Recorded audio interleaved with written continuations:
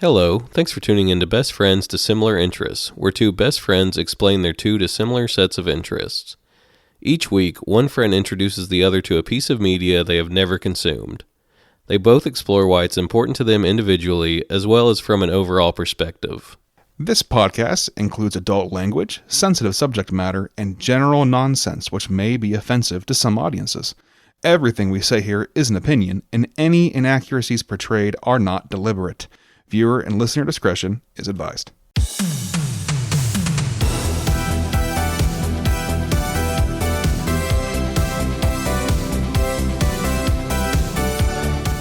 Welcome to Best Friends to Similar Interests. I'm Matt. And I am Tiberi. So this week we are talking about the 2016 Martin Scorsese film Silence, which is what Tiberi picked for me to watch this week. And Tiberi had some trigger warnings that he wanted to get out there. Yes, so for those who are not aware, this film heavily deals with and explores the ideas of religion, specifically Catholicism and Christianity, and some more violent aspects of the history surrounding some specific events. So if religion, deconstruction of religion, torture, violence, murder, human captivity, or anything of that nature trigger you or make you uncomfortable, feel free to skip this episode. We'll be talking about these themes and topics in pretty explicit detail, with both historical implications and implications directly to the film itself. In addition, I want to just make it clear that neither Matt nor myself have any issue with any kind of religion, any kind of theism, or any individual who practices any kind of theism or religion or lack thereof. So no matter what religion, no matter what belief system you hold, we do not have any intent to make anybody uncomfortable or to attack them in any way, shape, or form. Yeah, and even if we, speak critically about an institution as far as like a practice of a religion or something like that, I'm specifically, and like I know that we both feel this way, I am not like condemning a religion or, people who practice it as much as just like maybe the actions in the film. Sure. Yeah. And that's true of anything, religion or not. So, but again, if any of these things upset or trigger you, feel free to skip this episode. Our feelings will not be hurt. I mean, maybe a little bit, but it's not worth it for our feelings for you to be put through anything. So don't worry about that. No, we suck. Don't worry about it. So, okay. So, like Matt said, we watched Silence, the 2016 Scorsese film. So, this film takes place in 17th century Japan. And for those who are not aware of the history of Japan and Christianity, I'd like to take a few moments and go over some kind of basic concepts on that and make sure our listeners are in the know and kind of get some flavor text. And for you too, Matt, to kind of understand some of the history there and kind of where things went and why things happen the way they do and how they relate to the film. So, looking at it from the late 1500s, so late 16th century, it's estimated between 300,000 and 500,000 Christians lived in or around the city of Nagasaki. So that's people who lived as Christians, identified as Christians, and practiced the Christian faith. So there's a pretty strong foothold of Christianity in Japan at that point in time. They were not always persecuted. To be clear, I believe when they were first starting to kind of grow up and have success there was no issue with that. However, the Japanese shogunate, the Japanese government and officials saw this as a threat as more and more Christians came in, and of course, because they were converted from Europeans, more and more European influence came into the island. Japan was not really privy or keen on European influence on the island because they'd had some bad historical incidents, and frankly, they were a bit more of an isolationist nation at that point in time anyway. And so what they kind of viewed these Christians as kind of brothers in arms to the actual other European countries and war efforts and conquest efforts. They were afraid that there were going to be some people who would come and try to essentially overthrow the government from the inside, which there are some actual proven documents or at least recorded records of messages being sent with that intent to kind of win out the country from the inside.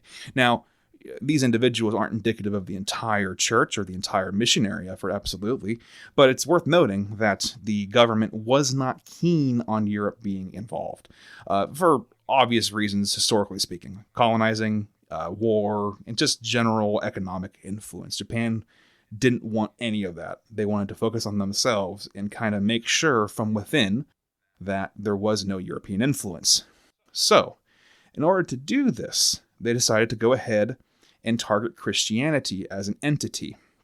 Now, of course, this is not something that I would condone as an action, but it is historically what they did to try to remove those Europeans. So, in the late 1500s, I believe in 1597, there were 26 missionaries who were crucified on the cross, identified as the 26 martyrs of Japan. Martyrs, excuse me. I said murders. The 26 martyrs of Japan.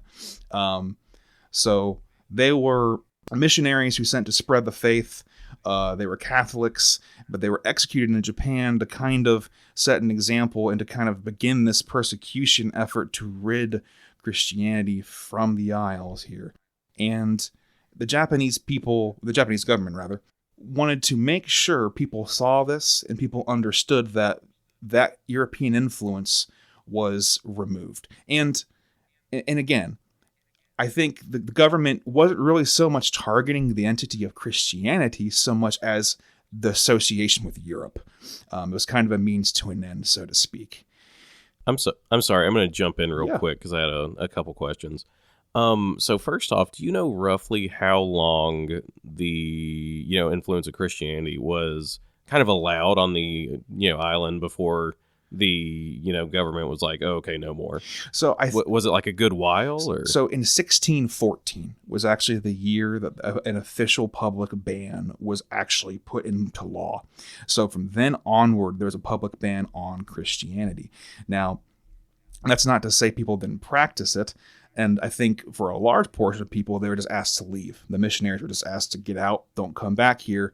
But again, those who didn't were killed, tortured, executed, and the same started to become true for their followers and their flocks. So 1614 was kind of when it became official law. It kind of slowly bled into that. I don't know the exact date as far as, when the first person started to come over here. But I believe it was probably the Catholic Church in the earlier 1500s, if I'm not mistaken. Okay. But yeah, so...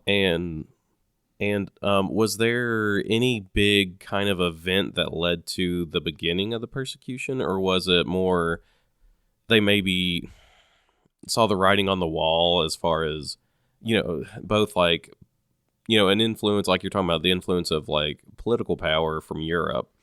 And also, like, I'm sure there were, legitimate concerns of, like, the destruction of a culture, Right. So was it just kind of like those concerns, or was there any, like, big event that kind of started this? So it's kind of complicated, a little bit of both. I'm sure there were isolated incidents that actually had some pretty violent repercussions.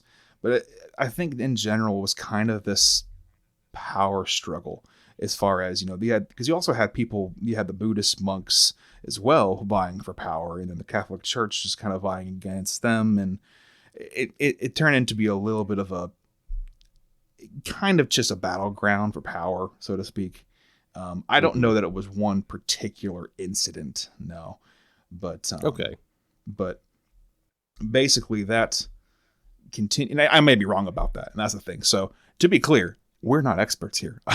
But if anybody has any more information on that, feel free to comment on it. So yeah. Okay. Yeah, that was just a couple quick questions I had. Thank you. Yeah. So from 1614 on, there was a public ban on Christianity in Japan. So shortly after that, I think in the 1620s, 1630s, about 10, 15 years later, the fumie was developed as a sort of a litmus test because they felt that, okay, well, it's not good enough just to say, the priests and the leaders. We want to remove it from the people and actually uproot it from Japan and say, we want not even our people to follow this anymore. And so the natural progression was, how do we do that with our people? How do we check them? How do we get them out? And so basically the fumie was developed. And fumie literally means to trample on the image, is the actual direct translation of that. And so it was a small rectangular icon, typically of either the crucifix of Jesus Christ or of the Virgin Mary. And essentially every year or every so often in this town, a government official would line up everybody in the village, everybody in the city, and they would say, all right, let's all get in line. You are required to denounce the Christian faith in public in front of everybody else and say it is not what you believe in. And then if you do that, you are spared and you can go upon your life as normal because you're not an enemy of the state, so to speak. However, some people of the Christian faith did not find it within their willpower or within their belief system to find that acceptable. They thought to step on an image of God was an ultimate sin. So this is kind of the litmus test they brought around towns. They would go to Buddhist temples. They would test the monks. They would test people who were sick. They'd bring it to people's houses if they tried to even get around that. So they made damn sure if you were a Christian that you were found and either tortured to stop and denounce it or killed otherwise. And that was the kind of extent. They were that passionate about getting that religion and possibly the Europeans in general out of their country. A large kind of irony that a lot of people kind of glean from this is that, sure, it's if people were to die for what they believe in, yes, they are martyrs, and yes, technically they follow their faith.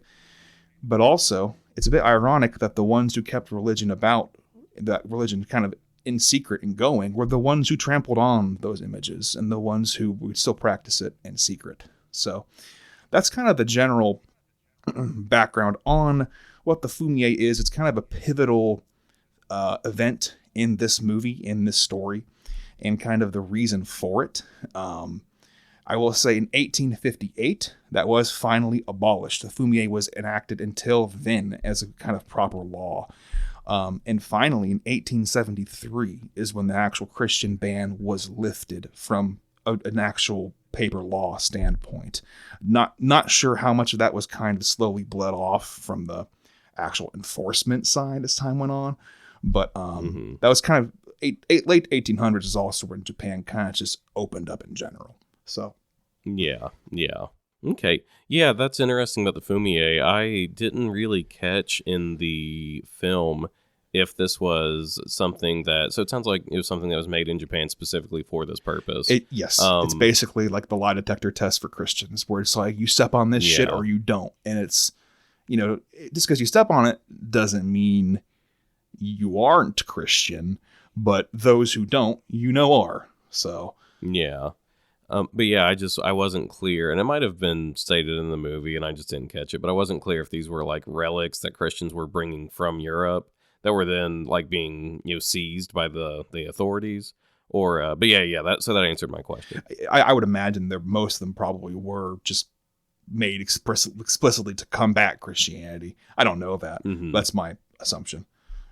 There's a good chance they probably did use actual ones just to kind of stick it to them in a pretty fucked up way, Yeah.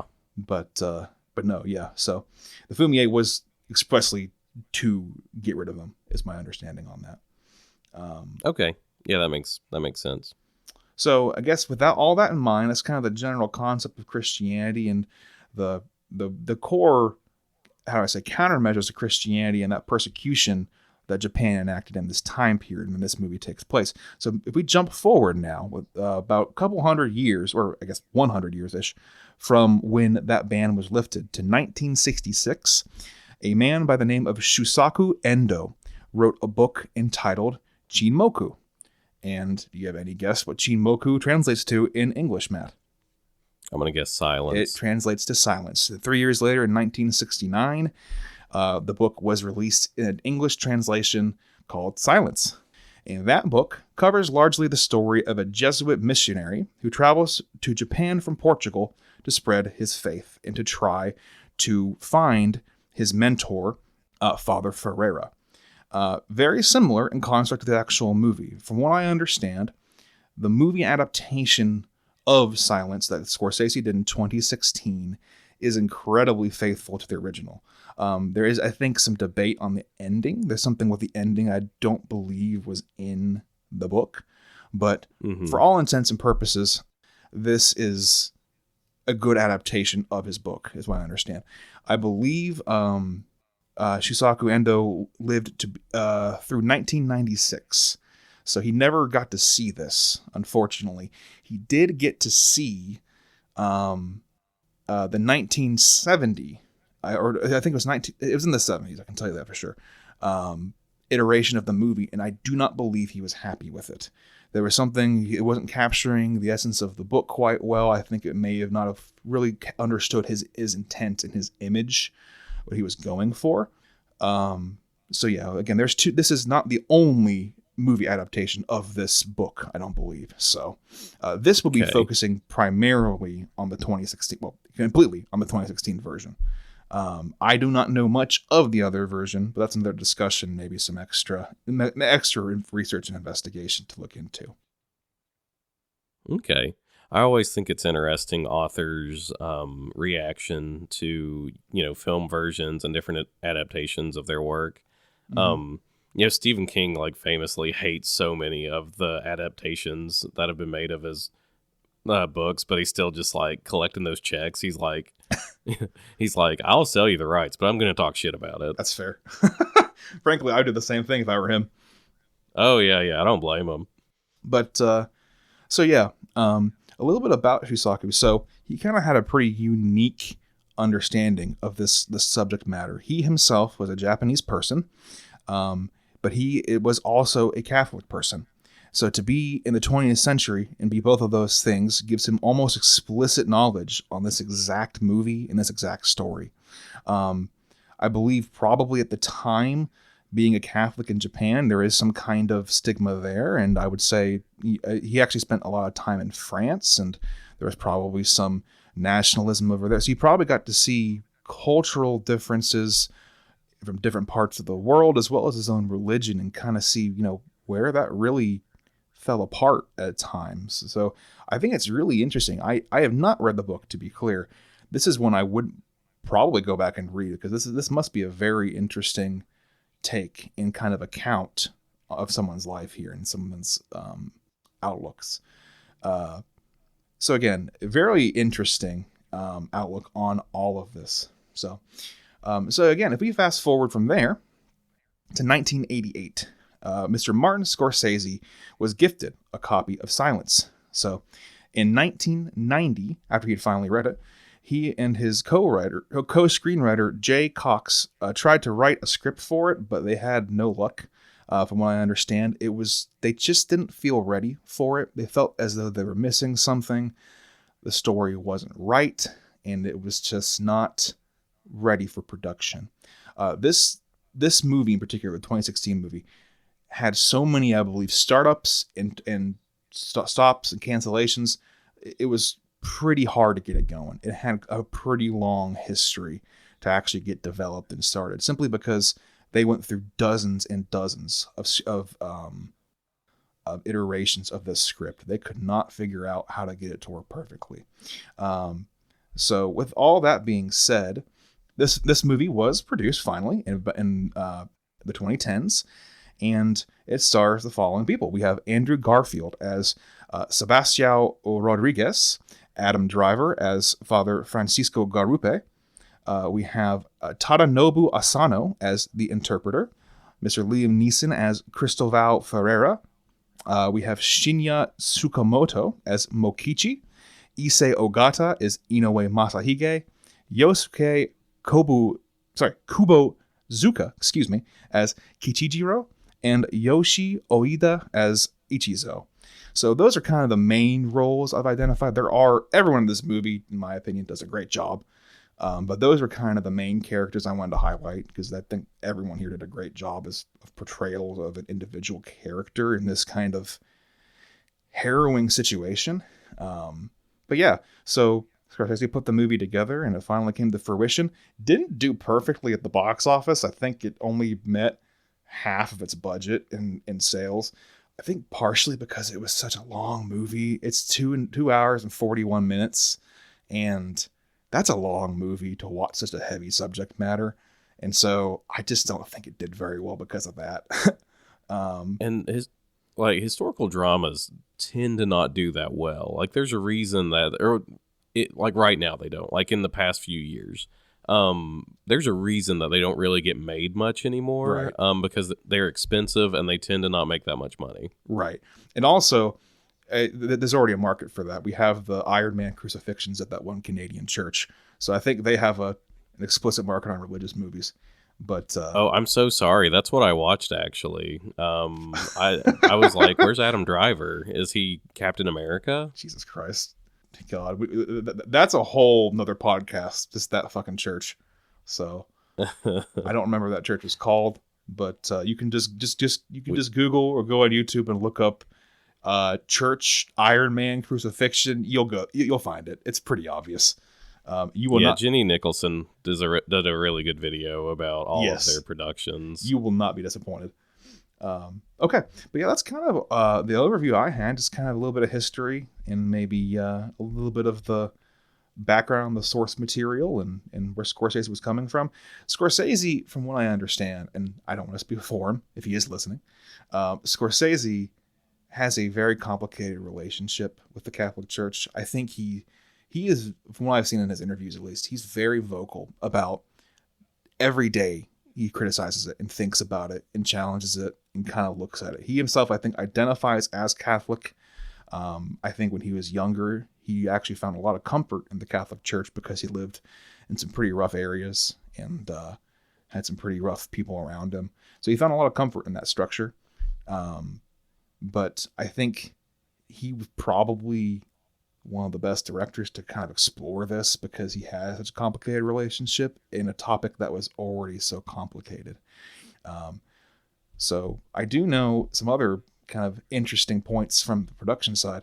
I do know that Andrew Garfield actually spent a year as an understudy studying some of the Jesuit practice and actually becoming more familiarized with this role from a actual functional standpoint on a day-to-day. He actually had, I believe, a mentor from the Catholic Church, one of the fathers there, to give him kind of the mentality and the ritualistic exercises and the things that was practiced by Jesuit priests and Jesuit followers to better prepare for this role and get a little more authenticized for it. So interesting on that. We'll come back to that a little bit more later, but yeah. So this is a movie that is Christian in its subject matter, and there is some Christianity from its production as well, but I find it pretty interesting that it's not explicitly a pro-Christian movie. So we'll explore that here, and Matt, I guess I'll let you go. So what do you think? Yeah, so I definitely found myself taking less and less notes as I went, and I think that's because it was just good. Like, you know what I mean? Like, it was just an engrossing film. So as I was watching, like at the beginning, I was like taking a ton of notes. And also I kind of realized like a lot of what I was saying was like, well, that's not that interesting if I'm just like, oh, that scene was rad. But yeah, I thought it was really good. The first thing, like the first note that I have is, he kind of does something that horror movies do a lot where there's like this building sound of insects and it gets louder and louder. And it like kind of builds tension, and then it's cut completely, like, and there's silence.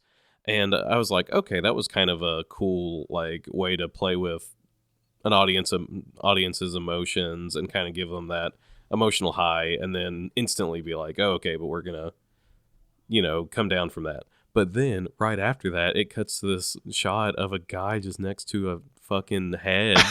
That's been chopped off, and I was just like, oh my god. Yeah, no, that first shot, God, I watched this again last week. That first shot is fucking harrowing. Like, oh my god. It's you expect this, he said it's so like peaceful and serene, these noises, and then immediate action. Like, oh, what is going on? So yeah, I guess we'll just we'll walk through the movie here, I guess, and just go scene by scene, if that's okay with you, and we'll just kind of ride with it. Like you said, this is first movie format for us, so we'll just take it as it comes.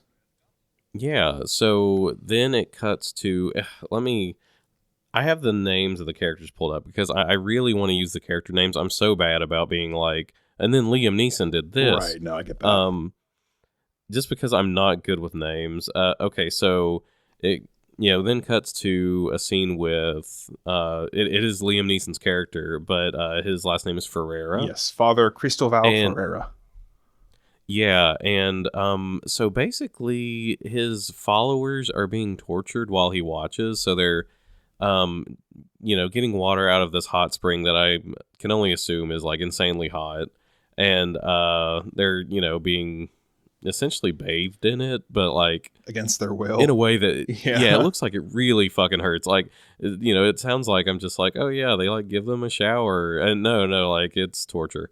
But they like and this was kind of the first time where we start to get Martin Scorsese and just like the production as a whole, I'm sure, kind of the way they feel about Christianity, maybe Christian virtue, because they bear it well, like, you know what I mean?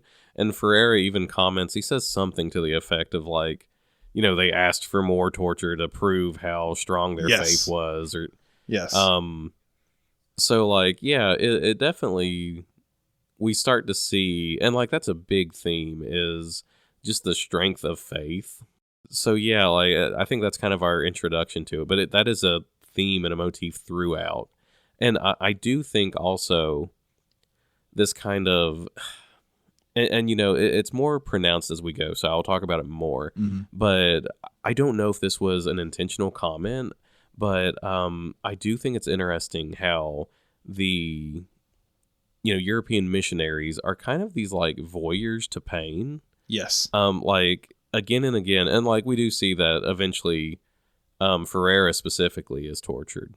But so many times their followers are tortured, and they either watch on by their own free will or because they're forced to. So I thought that was an interesting thing, because that is kind of a criticism of missionary work, that they're kind of like voyeurs of poverty, voyeurs of pain. And so yeah, I just, like I said, I don't know if that was an intentional thing or if it... We will get to that. That is an excellent point. There is specifically one shot in a scene I watched Scorsese and his team comment about. That is an excellent example of that. That was deliberate, I believe. Okay. And we will get to that.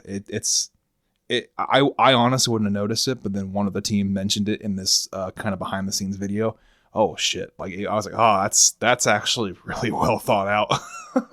So yeah, and I think that's why, because Martin Scorsese doesn't always do subject matter I'm necessarily super interested in, but the way he does stuff, I think, is just consistently really interesting. Right. Because like, Goodfellas, like I fucking love Goodfellas, and it's just kind of about a dude being a bad guy for 2 hours, and like you don't like him, but it's just so fun to watch. Okay, so full disclosure, I've not seen any of those. This may be another episode. I have only there is one other Scorsese film I have on my list. I will let you figure that shit out. It is fantastic in my opinion as well.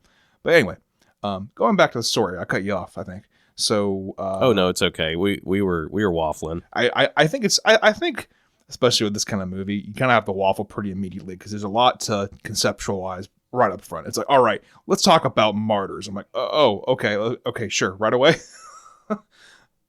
Yeah, no, it drops you into the thick of it, which is something I really like. Yes. Okay, so from there, it cuts to let me look up the names. Like I said, I'm trying really hard. It is Andrew Garfield's character, who is Rodriguez. Yes.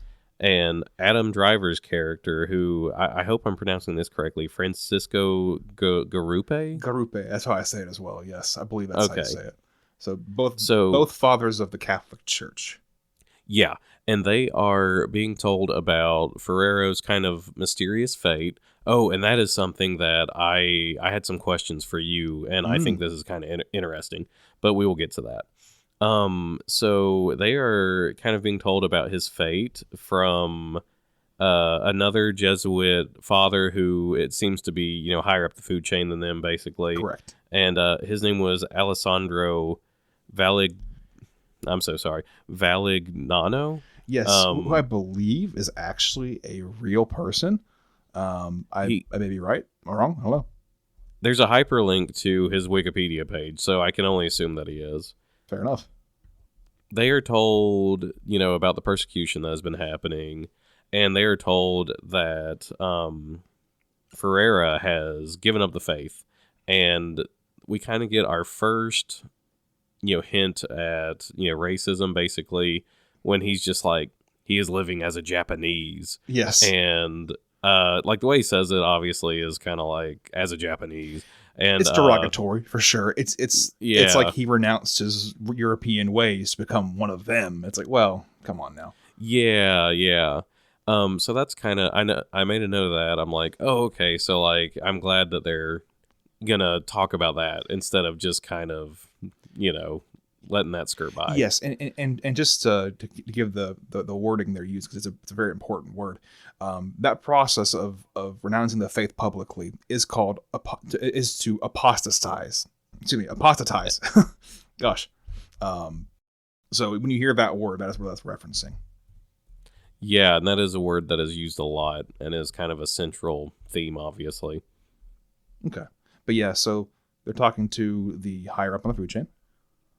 Yeah, like I said, he tells them about his fate, what has happened. And then I just wanted to comment on this shot because I thought it was really cool. They, basically they like walk out of the church and they beg him, like, let us go to Japan. We have to find out, like, these are rumors, like, he would never do this. Mm-hmm. And, they get a lot of pushback, but eventually he's just like, if it's in your hearts, God has put it there. And he, like, blesses their mission. Correct. And just to be clear, too, I have a note here. Garupe says, hell no, that shit ain't real. That's not even proven. We're going to believe these motherfuckers. They're sending us just letters. That ain't real. And so, yeah, that's part of it. They want to go prove that he would not have done that because he was their mentor. Ferreira was the mentor of both Garupe and of Rodriguez. So they have a personal connection there that they want to be like, well, if the man who led us faltered, then what the hell am I doing? And then they want to prove to themselves, like, no, I'm doing the right thing. I think this is correct. But no, you talking about that staircase shot. I fucking love that staircase shot. Yeah. And so there's the staircase shot. I did note that it was at 8 minutes and 18 seconds. And I love that shot where they're moving from left to right. It's from overhead. And it's just a really cool shot of the stairs. Yeah. And then we get a very similar shot when they're sailing to Japan, a few minutes later, where like the ship crosses in the same way. It's really cool. And I thought that was a really cool shot that maybe kind of was just meant to show that they were like moving eastward, and this was like the beginning of their journey. Yes, exactly. But okay, awesome. Yeah, I think this movie does such a good job with the cinematography, and that is why it has so many things in this have such a poignant cinematography. It just really accentuates the actual physical acts of what's happening around you, and it's like, oh god, like and we'll get to that here in actually a few seconds, but yeah. So anyway, I keep cutting you off. You were saying? No, it's okay, and I'm just gonna kind of keep chugging away on the plot. Sure. So the next kind of plot point is they meet Kichichiro. I'm so sorry, Kijichiro. Kichichiro, yes. And he is a Japanese man who is living in. Are they still in Portugal at this point? Yes, I believe they're still in Portugal, and a Chinese smuggling ship has picked him up somewhere along the way, and they just happen to realize that he's Japanese. And so they're like, hey, man, we got a Japanese guy over here. He'll be your guide back. And then so they have a Japanese guy to work with to translate and to be a guide for any kind of groups over there. So, yeah, it's a Chinese ship, but I believe it's still in Portuguese port at this point in time. Okay. And so Kijichiro, they're like, oh, are you a Christian? And he's like he's like, no. Yes. Like, I am not a Christian. And they like instantly, because it kind of implies that he's drunk, like he's sleeping under a staircase and he is very disheveled and all this stuff. Yes. And they very quickly are like, Rodriguez starts making comments about kind of like, I know it's my job to love this guy, but like it's kind of hard. Yeah. Which, So yeah, to be clear, like, I am not a Catholic priest. I am not a father. Dealing with people in any profession is hard. And I understand the oh yeah, mentality of, like, it's hard. Sometimes people just rub you the wrong way. And I think it's important to know, at this point in time, I don't think either Garupe or Rodriguez look down on anybody. I don't think they're malicious, from what I at least took from the movie. They seem to earnestly want to help. They may be a little bit annoyed at the situation, but I don't think there's much animosity to the Japanese as a people. You know what I yeah. mean? No, I think they're deeply naive in a lot of ways. Of course. They're kind of like these ambassadors and of a power structure that I understand, and like I can see it both ways is all I'm trying to say. Is like I can see the value of some of like what missionaries do, and I also see like why people would push back against that, because like they feel like it's destroying culture, or just for all kinds of reasons. So I don't think that they are instantly like, oh, we don't like Kijichiro because of X, Y, or Z. I think it's literally just because he is kind of implied to be a drunkard, Right. and Right. That's all I was getting at. yeah, and all this stuff. So I don't think they're like, oh, we don't like him because he's Japanese or whatever. Yeah, it's just kind of like, oh man, this guy is really not doing great. Like, it's hard to be there for somebody who does not seem, Kijichiro does not seem to want to be there for them. He doesn't seem to want them around. Right. And we will get to why that is. Right. Um, And he even states in that scene where he's kind of going ballistic. I mean, if I recall correctly, he even says like, "No, it's okay. We're padres. We are of the Christian faith." And he kind of gives him a look. Kichichiro gives him a look like, "Oh, you almost got me, but no, I'm not a Christian." He's like, "Christians die," and yeah. So, yeah, it's not a great first introduction to how it's viewed over in Japan. Definitely already a bit taboo. We're not even in Japan yet. So yeah. Okay, so let's see here. I'm going to pull my notes back up. From that point, they literally just sailed to Japan. The actual journey does not seem to be eventful because they kind of just like showed the ship once and then they're in Japan. Sure. And right, they're in Japan. So I want to make a note of this. This is probably one of my favorite scenes. So believe it or not, and this goes back to what I said before. Remember how I challenged you last week to figure out what my most impactful scene was? Mm-hmm. Yeah, it sounds like I was wrong because I was going to say a scene that's quite a bit later in the film. There's quite a bit. There's quite other things that still are really impactful. In particular, there's an image. So there's a moment where I believe Rodriguez is writing some notes, some journal entries, and he says something to the effect of, Lord, I have your face in my mind, and that will guide me on my pilgrimage. And then it just flashes a picture of Jesus, and it just holds it there for 3 or 4 seconds. And it's like, oh, it's just Jesus. It's just a nice, he's just thinking about him. It's a positive thing. And then it holds it for just a little bit too fucking long. And it starts to get a little creepy. And you're like, this is weird. And it's a bit it's unsettling. It's like, this is Jesus. Why am I getting freaked out by this? Like yeah, and that image of Jesus is used in other points in the film. Yes. So there was definitely one in particular I was going to comment on because I don't think it's supposed to be read this way, but I just thought it was kind of funny. I don't. I think I know. Yeah. Okay. So they're in Japan now. So yeah, they kind of they don't touch on this in the movie much, I don't think, but I believe it takes them 2 years to actually sail all the way from Portugal to Japan with all trips included. So it's a long fucking time. They're tired. They're exhausted. I think, actually, if I'm not mistaken, I think I read somewhere that Adam Driver specifically had to lose 40 pounds to emulate the starvation of being on that trip. Like that's how much Scorsese really wanted this to be sold. Like, he was like, you gotta live this. Can you please do this? And apparently Adam Driver and Andrew Garfield were fucking starving all the time on set. and there's a funny thing where they're in this boat and on the set, and lunchtime happens, but they're on the boat offshore, and then they just get to watch everyone on the shoreline eating their lunch and passing food around. They're just like, oh fuck, man, we just gotta sit out here and wait. See, I just don't understand how these actors are like, yeah, I'm gonna, even, like Adam Driver, like, does not have 50 pounds to lose, you know what I mean? Yeah. So it's like, I don't understand these actors, like, what drives them to be like, yeah, I'm gonna do that, because there's no job in this world that I'm like, yeah, I would starve myself. No, for fuck that. You know God, what I mean? I need some fucking Jimmy Johns out there. Fuck this.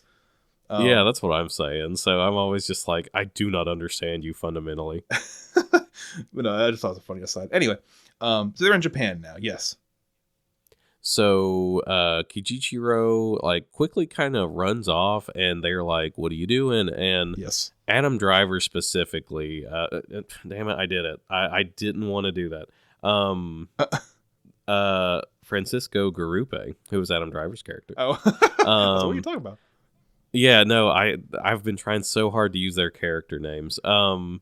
But so he's specifically just like, he's gonna betray us. Yes. And then a group of, to which, sorry to interrupt you, to which actually Rodriguez says, well, Jesus Christ trusted even worse than him. And so it's like, oh, okay. So it kind of shows like, there's some positivity. They have different outlooks. Like, they're both Catholic fathers, but they have different outlooks and different takes on a lot of stuff that happens. So, but go on. Sorry. I was kind of sad that Garupe wasn't in this more, because I thought he was a really interesting character, because like I think understood his flaws more so than Rodriguez. Yes. Because there are several scenes where he'll like, maybe do or say something that's very reasonable, but like, maybe not how they feel they should be as, Catholic fathers. Right. And he'll be like, oh, I'm being prideful, or just like whatever. Right. He'll have those moments where he's like, oh shit, am I doing too much? And it's like, oh, maybe not. Yeah. So like, I think he was kind of more in touch with his flaws in a way that I thought was interesting. Mm-hmm. So I was kind of sad that he wasn't in it more, but it definitely, centers Rodriguez as the main character. Yes. But then a group of Japanese men come along into the cave that they're kind of hiding in. Mm-hmm. And they are led by a character named, and I'm looking it up, Mokichi. Is that how you say that? Right, you got Mokichi. Exactly. Okay. And it's kind of a tense moment where they don't know if they've been betrayed or not, but these guys quickly start like doing the sign of the cross and everything. Yes. And they're like, we gotta go. Like, you're here. We've been waiting for your asses. You gotta get out. Yeah, like if you're caught, it's gonna be really bad. So, I did like the following scene where they're feeding the Padres, and they just start like wolfing down this food because, like, like you said, they have not been eating on this ship, and the Japanese Christians all kind of like take the time to like cross themselves and pray and everything. Right. And when the Padres notice, they're just like, oh shit, we were supposed to do that, weren't we? Yeah. And so like, I thought that was kind of a fun little way to show like, oh, okay, like these people are very devout and like are taking it very seriously. Like maybe more so than the Padres were in that moment, Right. Exactly. But again, it's kind of like, but even still, they're still looked at as these like shining paragons of the faith, and these god men who can help and fix everything, and they will be the thing that really solidifies and guides them through their faith. Yeah, and so that's something that I definitely wanted to touch on, because in that scene it talks about how, because they ask kind of like who, or I don't remember exactly how it happens, but I think one of the Japanese Christians kind of hints at like a faith leader that they have, and the Padres are like, oh, what are you talking about? Yes. And he's like, oh, it's Mokichi. Like Mokichi has kind of acted as like a priest, and they clarify that Mokichi has been like baptizing babies, but that is the only thing that they feel he can do. Like he can't take confession or anything like that. Exactly. And go on, sorry. No, I was going to say, I understand that like there is a real, like bureaucracy to the Catholic Church as far as like what type of training you need to do these different things. But desperate times. So I was like, okay, Exactly. that's already an interesting idea about like maybe how the Japanese worshippers are, kind of treated as, second class citizens. They're like, okay, well, you can't be a priest, but like Right. these European priests can lead you, Of exactly. And so that's something too we'll get back to. So it's pretty interesting. So you have both you have Mokichi and you also have the elder Ichizo. They are both kind of like the, from my understanding, kind of the heads of this village who are going to kind of be the spiritual leaders. And they kind of work hand in hand to make that happen. Ichizo being the older gentleman, played by Yoshi Oida, does a great job, excellent job. I think he was, maybe I'm mistaken, but I thought he was like 80 something when he filmed this, which is nuts. Yeah, yeah. He definitely looked like he was getting up there in years. Right, but yeah, he Ichizo, the older gentleman, and then you have Mokichi. Both of them are kind of like leaders in this. So it's a really interesting kind of, like you said, dynamic.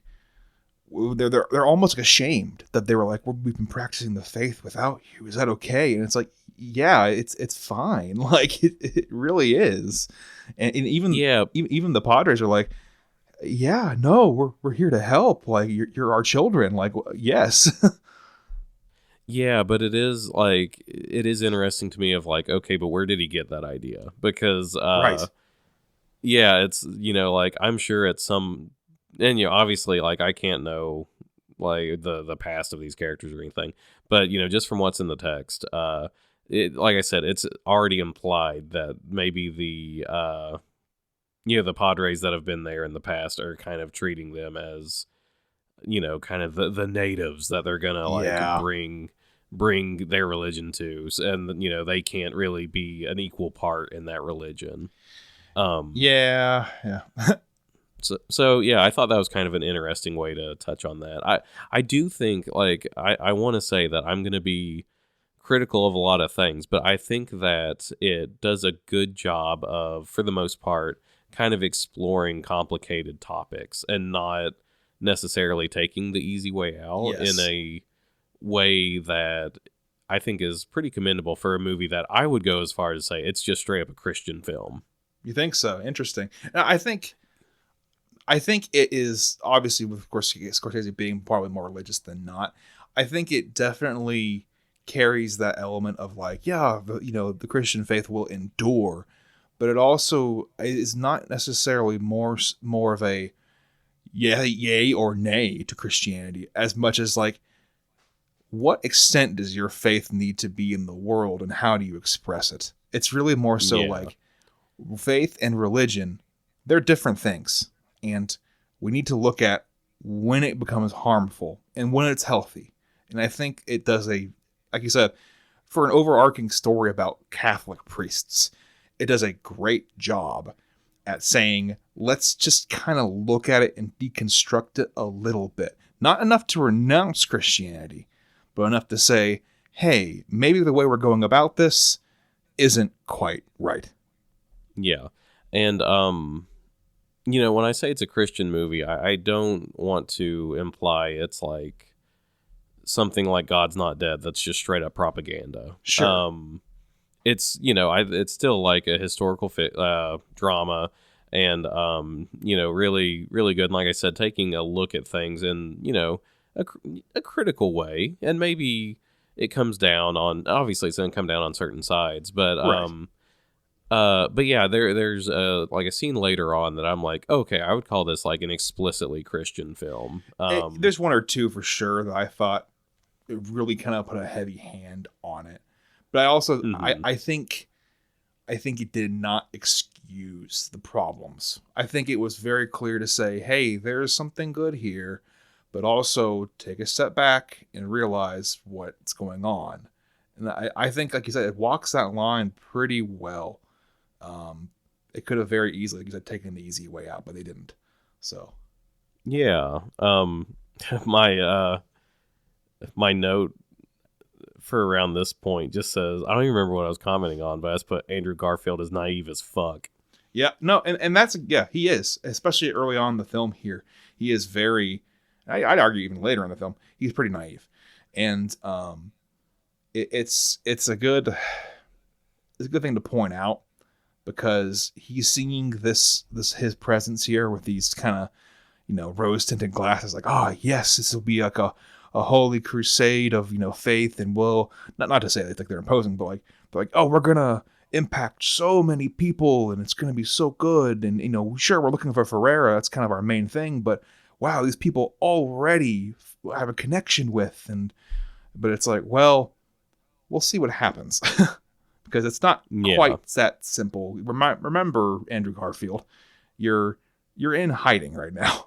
So, yeah. And just to continue the plot a little bit, they are then taken to what kind of looks like a, not like a mountaintop, but like at least in the hills, kind of hidden away little shack. Mm-hmm. The Padres are.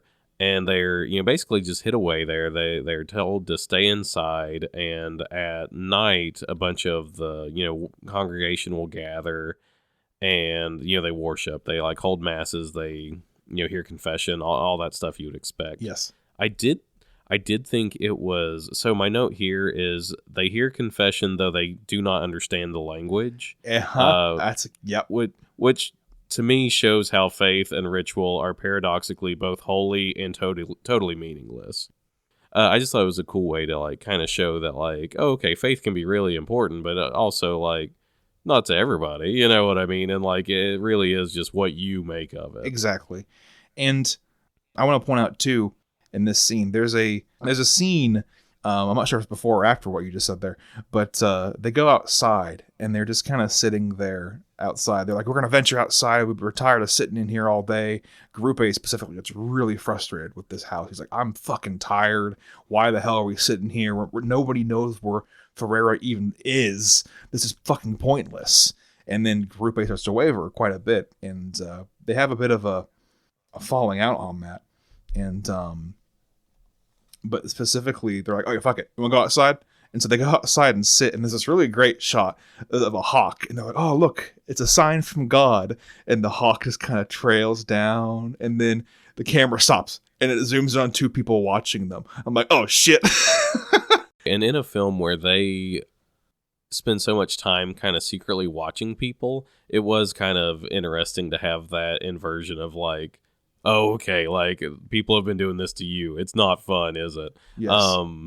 And it's like treated as like this very kind of like scary, like it's almost once again like framed like a horror movie. Like they're framed within branches, and like you can see them clearly, but like the way that they're framed is like they're far enough away where you can't really tell much about them. But you can tell that they're just kind of looking very intently, like what the fuck is going on? Like what who are they? So then that night there was like a secret knock that they had with the people who were hiding them. Yes. And that night somebody comes and is like, Padres, it's fine, like we're not here to hurt you. And they're like, please help me. Oh God, I have a conflict of faith. And then Group A is like Rodriguez is trying to like go up and see what's going on, and Group A is like, that is not the knock, like you sit the fuck down. And Rodriguez does end up going, and they like like bow and all this stuff, and they're more Christians who are just like, oh my God, the fathers are back. Yes. And like that was a pretty tense moment. Yeah, and honestly, it kind of goes hand in hand with what you just said, and I that's why I have my note on too. It feels like almost like the Padres are in a horror film, and it's like they're being like chased down, and it really makes you almost feel for them, like, yeah, they're here uninvited, but it's also like, man, they're being hunted. Like they are actually being hunted, and that's on a human level fucked up. And it's like they're being lured out with this like, oh, please help me, like a damn Wendigo. And it's like, Jesus. Yeah, and so not long after that scene, Rodriguez in his kind of like, he has a lot of monologues in this movie where like he's, writing in his journal or whatever, and he just kind of, like there's a voiceover telling you what he's thinking, what he's writing, whatever. Yes.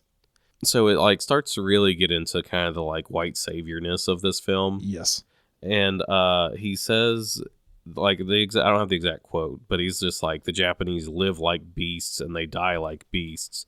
But I feel like, he's like, but I'm living like a beast and I feel like I'm one of them. Yes. And I was just like, ooh, I don't know if that is like great, Rodriguez, to be like, oh, they live and die like beasts. And I think it's kind of criticizing Rodriguez in that moment, because it's kind of like, these people, no, they're not beasts. They're just like, it's again, it's that naivety. It's he's like, oh, they just don't know better. It's like, well, it's just because you come from a place that's much more well off and like has more money, because you're from the Catholic Church. You have a much different conception of day-to-day life than than peasants in a feudal land. So yeah, and that's kind of what I've been getting at, is like, I think that it is able to comment on things in interesting ways, that it's like, okay, I am doing a white savior narrative, but I'm not just doing that of like,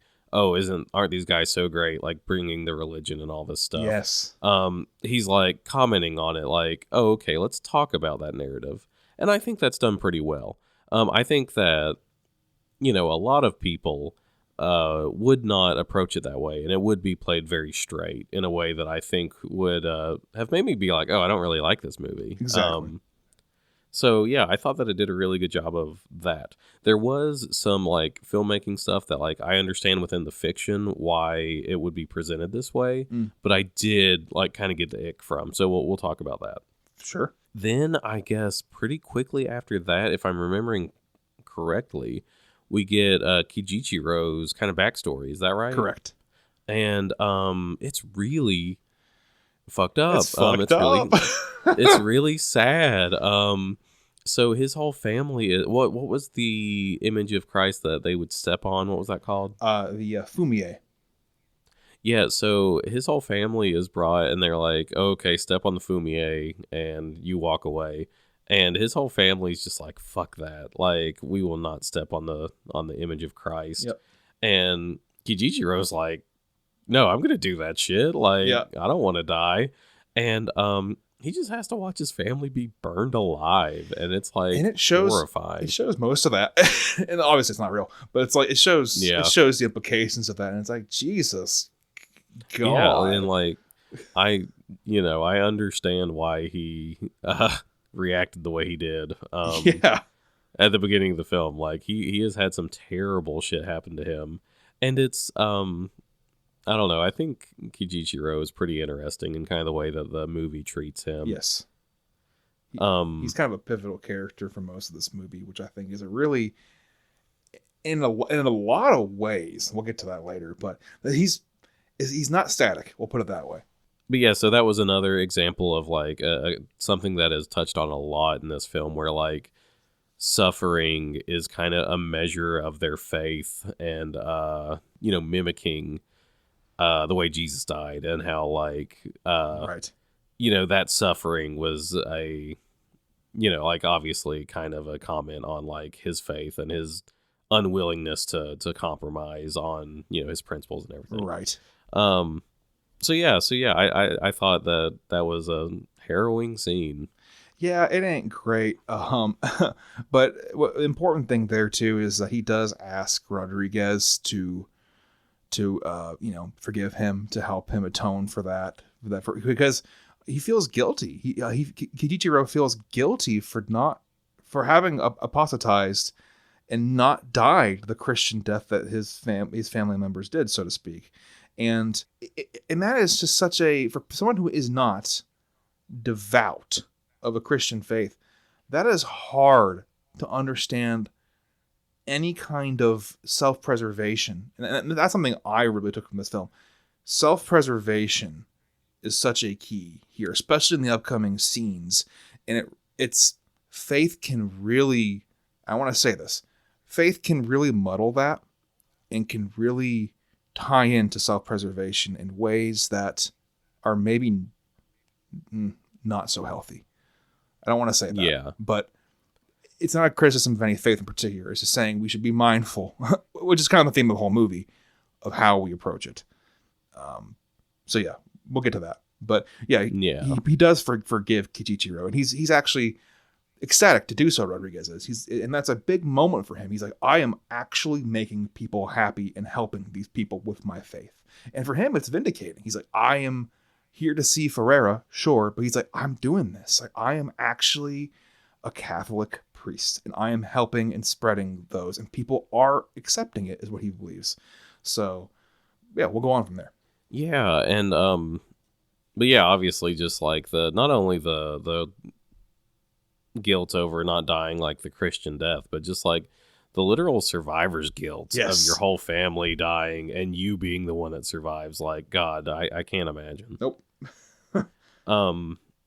But yeah, so after the scene with Kijichiro, being forgiven for his sins by Rodriguez, does it go straight into the Inquisitor's men showing up in the village that they're in, right? Yeah, there's a little scene where there's an older gentleman who, when asked, actually knows of Father Ferreira. And then he's like, oh, yeah, I know him. And he's like, well, where the hell is he? And Rodriguez is like, you have to tell me where he is. And it's important to note, too, that at this point in time, Rodriguez has actually gone on to another village, and Garupe is back in the first village. That's at this point, right? Yes. Okay. Yeah, so... because I'm trying to Rodriguez remember is in Godo at this point. That's right. Okay. Yeah, I do know that they are reunited later before they are separated again. Yeah. Yeah. But yeah. So that's an important thing. He has moved on to another village. They did have a whole argument about like, oh, we're being hunted. We can't, travel. But they kind of come to the conclusion like, oh, okay, we need to do our jobs as priests, and also if we're gonna find Ferreira, we need to leave this hut. Yes. The Inquisitor's men show up, and this is something that like, and maybe this is just me, but this was something that legitimately I did get a little bit of the ick from. So I understand from a narrative point why the Christian, Japanese people would speak, in the fiction of the film. Like, obviously they're speaking English, but within the fiction of the film, it would be Portuguese. Yes. And I understand why, like the Inquisitor's men would not make that effort, or like would not be interested in speaking Portuguese. Why they have no reason to. Yes. But I did just get a little bit of the ick of how like the Christians are like these, poor Japanese, and they're like, the good ones, and they are speaking English, and they do not get subtitles, and like even that older man who like is struggling with the language, him and Rodriguez are just like coming together and figuring it out. And then the Inquisitor's men, as I remember it, are the first ones to get subtitles, and they're just like barking out this like guttural Japanese, and they get subtitles. And I thought that kind of dichotomy of like them being shown, like it just feels like it's being shown as like I don't want to say a monstrous characteristic, but like I can see your critique on that. I in the moment I kind of wonder if that was maybe to obfuscate the language from the Christians who didn't understand Japanese fully. That's what I kind of took it as. It's kind of a plot point of like, oh, well, maybe they won't understand me if I just scream in Japanese, because they'll have no idea what I'm saying. So and like I said, there are definitely like plot reasons of like why this would make sense. Yeah, of course. But I know what you mean. It's not great optics when you have the guy on the horse with the like the samurai armor screaming with a deep voice. I get that. I don't think it's intentional, but yeah, and I'm not saying that like they were like, oh, okay, we're gonna be racist, but I do think that maybe it was not examined in a way that like maybe they should have. Maybe not from all angles is probably the best way to put that. Yeah. And yeah. But and like I said, once again, I could see both sides. You know what I mean? Because there are multiple reasons why I think it is done that way. But yeah, I just want to comment on that. I think it's around this time I started taking less notes because I was getting more invested. Sure. And like I was just like, oh God, like this is what's gonna happen. So basically they're there to just kind of they're just on a routine. Hey, we're here to get the Christians. And actually, I think what happens here to kind of start this is Ichizo, the actual elder leader, the older gentleman, is kind of taken by Inoue's men. So throughout the whole movie, you kind of hear about this Inquisitor Inoue. He's such a badass. He's gonna kill all the Christians, and he will make you not be Christian. He's just the best torturer around, and he will get you. He'll get your family. Watch out. And so if you're Christian, he's kind of like the devil, so to speak. So yeah, if I'm not mistaken, this is actually where they take Ichizo and they kind of deliver an ultimatum, right? Yeah. And one note that I did have was that the Inquisitor was kind of treated like a horror movie monster, because like we're 40 minutes deep and we've heard a lot about him, but we still haven't seen him. Exactly. And I was like, oh, that's kind of badass. That like, and I love when we get his entry later, so to speak.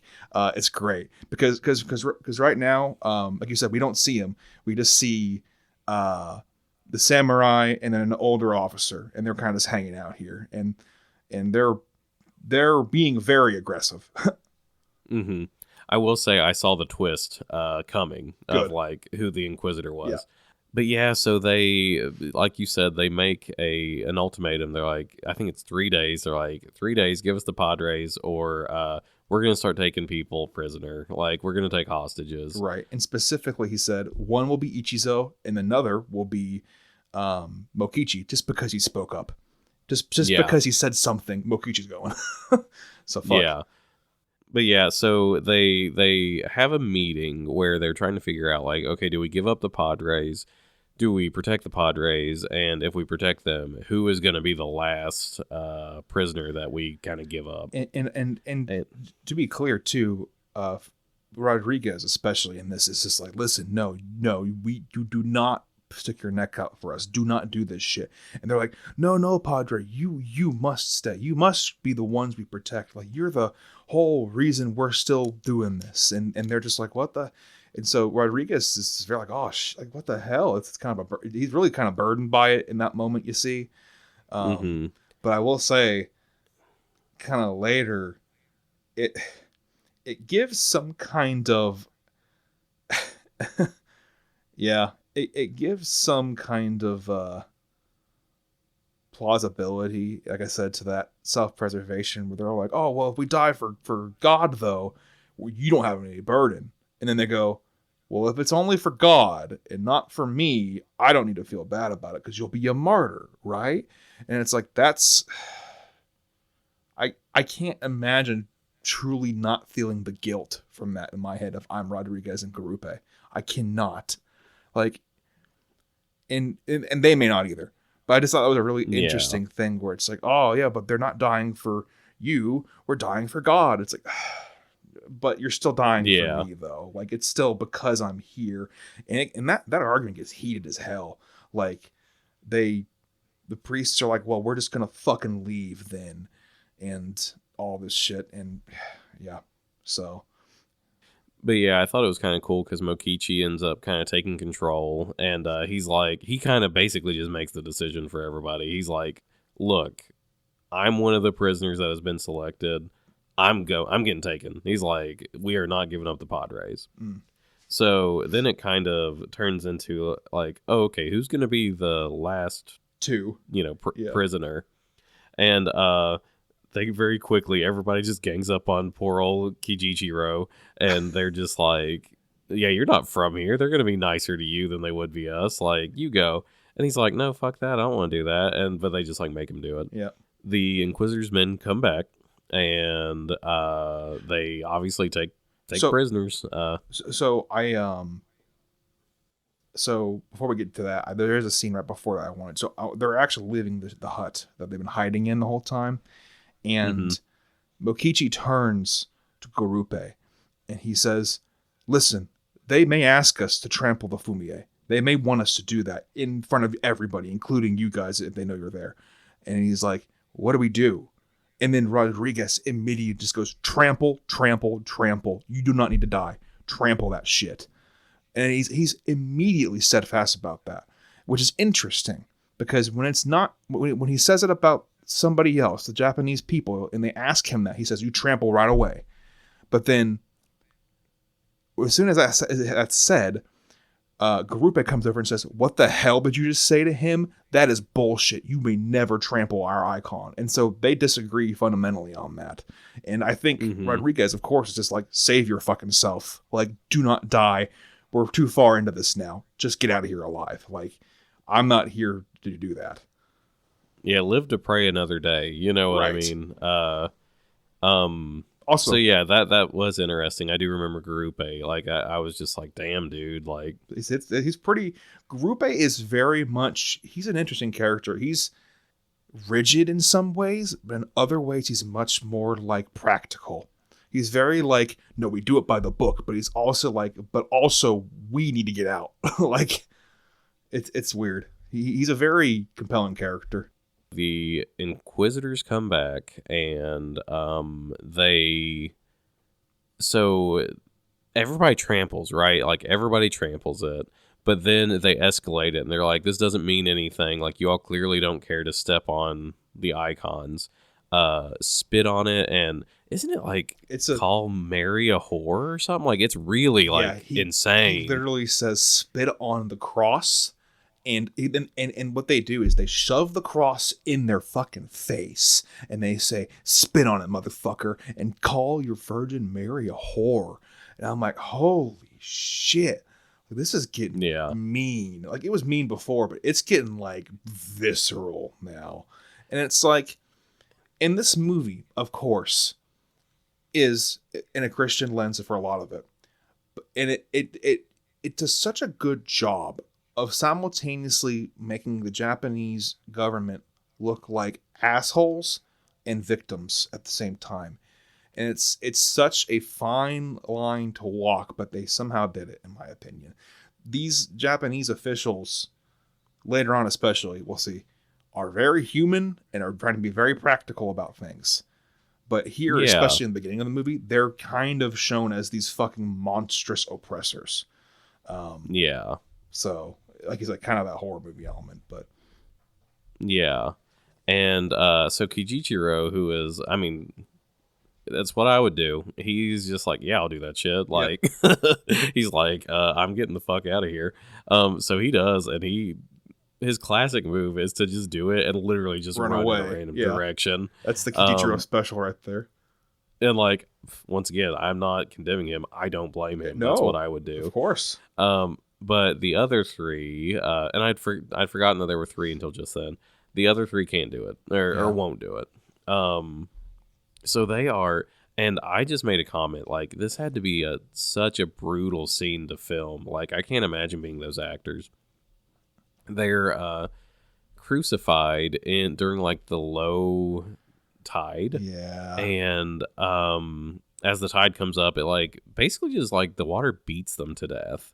And it takes one of them like 3 days to die, and like they make everybody just like watch it. They're like, this is what happens. And it's like you said, Mokichi is the one who dies after I think 3 or 4 days on the cross. And he falls off the cross, and his body is just like, he's just hanging there, getting tossed around like a rag doll, and it's so powerful. It's like, fuck, man, that guy just died, and look at him, like, Jesus. But that scene right after that is genius cinematography, because you mentioned it earlier, so much of the missionary work is seen as an observer of pain. So as they take Mokichi's body up at night, up the cliffs, to actually burn it, because what they do is they burn the bodies and they actually throw the bones to sea or bury them so that they can never be given proper Christian Catholic funeral rites. They're like, fuck it, you can't even bury your dead, which is, again, fucking mean. And it's like, Jesus Christ. But that scene where they bring him up the rocks, his body, Mokichi's body, is filmed only from the direction of where Rodriguez is watching. If you notice that, it's this really, like, you can't see much wide shot. And apparently that was a conscious decision that Scorsese made and said, no, he's watching this. Make the audience watch as he would watch it and make them feel that stupid shit, because that's what part of this shit is watching. And so you kind of it's funny you said that because it seems like his intent worked. Um, Yeah, and like once again, I wonder if the comment is like supposed to be there of like missionary work as a whole is because a lot of like we think about Mother Teresa in the West as like right, this she's literally a saint like but she didn't really help people. Like her goal was just to right, like or maybe I shouldn't say that because some people would exactly, disagree because like she saved their souls or whatever, but materially she did not help them. And like she was just an observer of poverty who like kind of perpetuated it because she's like they need to suffer for their souls to be pure. And like she did not suffer, you know what I mean? So and I'm not saying that they're doing the same thing because they definitely end up suffering. um but it is an interesting idea of like kind of portraying them as literal voyeurs of this pain and making us voyeurs of it too. So yeah, I thought that was something I picked up on, and I thought it was interesting. So yeah, I just kind of wondered if that comment was purposeful or on accident. not sure. In any case, I think just the decision of making us watch, the fact that he had to make the conscious decision that it'd be more impactful to watch it, that alone's a good decision. Whether that comment is intentional or not, it makes the moments much more powerful. Yeah, So, because you would expect an up close shot, you wouldn't expect something to like see Mokichi's face, or like a bird's eye view of his body, or some kind of third eye kind of perspective of him as he comes up the ramp or something. But no, all that movie magic's gone. It's like you watch this shit from the rocks and you fucking see what he sees. It's like, God, because like the whole time I noticed that too. I was like, this is a weird angle to shoot from. Then I heard that comment from one of the makers of the film. And I was like, oh, that makes so much more fucking sense. so after that scene there was Rodriguez delivers I think probably the best line of the movie. Oh God. Where and like no, this is unironic. Like I thought it was such a good line. I loved it. I have it in quotes right here. I'm Yeah. ready to fucking hear it. Surely God heard their prayers, but did he hear their screams? Yes, that is fantastic. And yeah, so like we're getting like obviously it's just a badass line, but we're also getting the first kind of glimpse into Rodriguez maybe kind of faltering in the not in his righteousness because like yeah that's obviously but like he's questioning like okay did why is God letting this happen like if Right. we are his followers and he's supposed to love us like why is he letting this happen to us and to the specifically the like poor Japanese people who their crime is literally just being like God you're great and they're being terrible shit's happening to him for it. Right. And it's one of those things where it's like you start to see a little bit of criticism because that in and of itself is a pretty core complaint of a lot of anti-religious people and a lot of anti-religious sentiments I've heard is, if God does exist, then why does he just sit back when people suffer and die? And it's like, I get that questioning. I get it. Like that's the first thing you turn to is God for help. And if he's not helping, then what the fuck's going on? Right. And so I 100%, I think it's, again, it is not afraid to start poking holes in religion. It is not afraid to do that. And I love that for a movie that does have Christian themes as well, because it really it doesn't, the beauty of this movie for me is it does not answer all the questions Christians would have. It does not lift it higher than anything else, but it doesn't condemn it either. And the same I would say of non-Christians. It really just kind of pokes and prods. It doesn't tear anything apart. It just says, here's some entities and concepts. Think about them more and let me just turn it upside down for you to look at it at a different angle. It's like, okay, I never thought of it that way. Or just experience it in a film and think about it a little bit for me, please. And that's kind of, sometimes this is healthy to do. Sometimes the things you don't think about, if you just put it into a story and you look at it on a screen and it makes you just think about it, that's healthy. And that's just good art. So, in my opinion, at least. Yeah, no, I like I said, I I was like, okay, I think this is pretty explicitly like a Christian film, but it's not propaganda, like something like I said, Right. like God's Not Dead is the example, but because that one is specifically like we're right, you're wrong. If you don't believe in God, it's just because you're angry at God and you secretly do X believe in Y. God. Right. XYZ or whatever. Yeah, whereas this just has questions. Yes. So yeah. But yeah, I thought that was a great line. Not too long after that, so that is about the time that Rodriguez and Grupe are separated. They're like, Yes. we need to get you all apart because, like, basically, like, if they catch one, they won't catch both at least. So Rodriguez goes back to the first town that they were in and that building that they were hiding in, if I remember correctly. He finds Kijichiro there. And it's important to note, too, this town is destroyed. And Yeah. it's overrun by cats, of all things, but it's destroyed. Yeah. So they have gone in. They've really fucked up the town. Yeah, he finds Kijichiro, and I did think it would, like, it kind of made me chuckle. Like, I don't think it's intended to do this, but Rodriguez is just like really thirsty, and he's like, Yeah. it's kind of like Lord of the Rings when he's just like, Sam, I can't go on, Sam. Yeah. And Kijichiro is just kind of like, there's a stream over here, like, we can get you some water. Yeah. And it's kind of like foreshadowed that as he was going to get Rodriguez water, he was captured, and the Inquisitor's men were just like, we know Rodriguez, or we know the Padres around here, where the fuck is he? So Kijichiro does betray him and leads him into a trap. But I thought it was really funny because, like, Rodriguez looks into this water as he's drinking, and that same image of Christ looks back at him. And in his hair and face, it just takes his face over exactly. Yeah, and my note was just like, Rodriguez got a little thirsty, and he's just like, I have suffered like Christ. And like, obviously he's been through more than that, but I just thought it was like, the framing was kind of funny. Well, it's interesting because I have a note here too. Right before he finds Kijichiro, he has a line where he's sitting there with all the cats. He's just kind of lamenting in that first town that's destroyed, and he says, "What have I done? What am I doing? What will I do for Christ?" And he says, "The weight of your silence is terrible. Am I just praying to nothing because you don't exist?" And he literally questions. It's the first, like, is this fucking even real?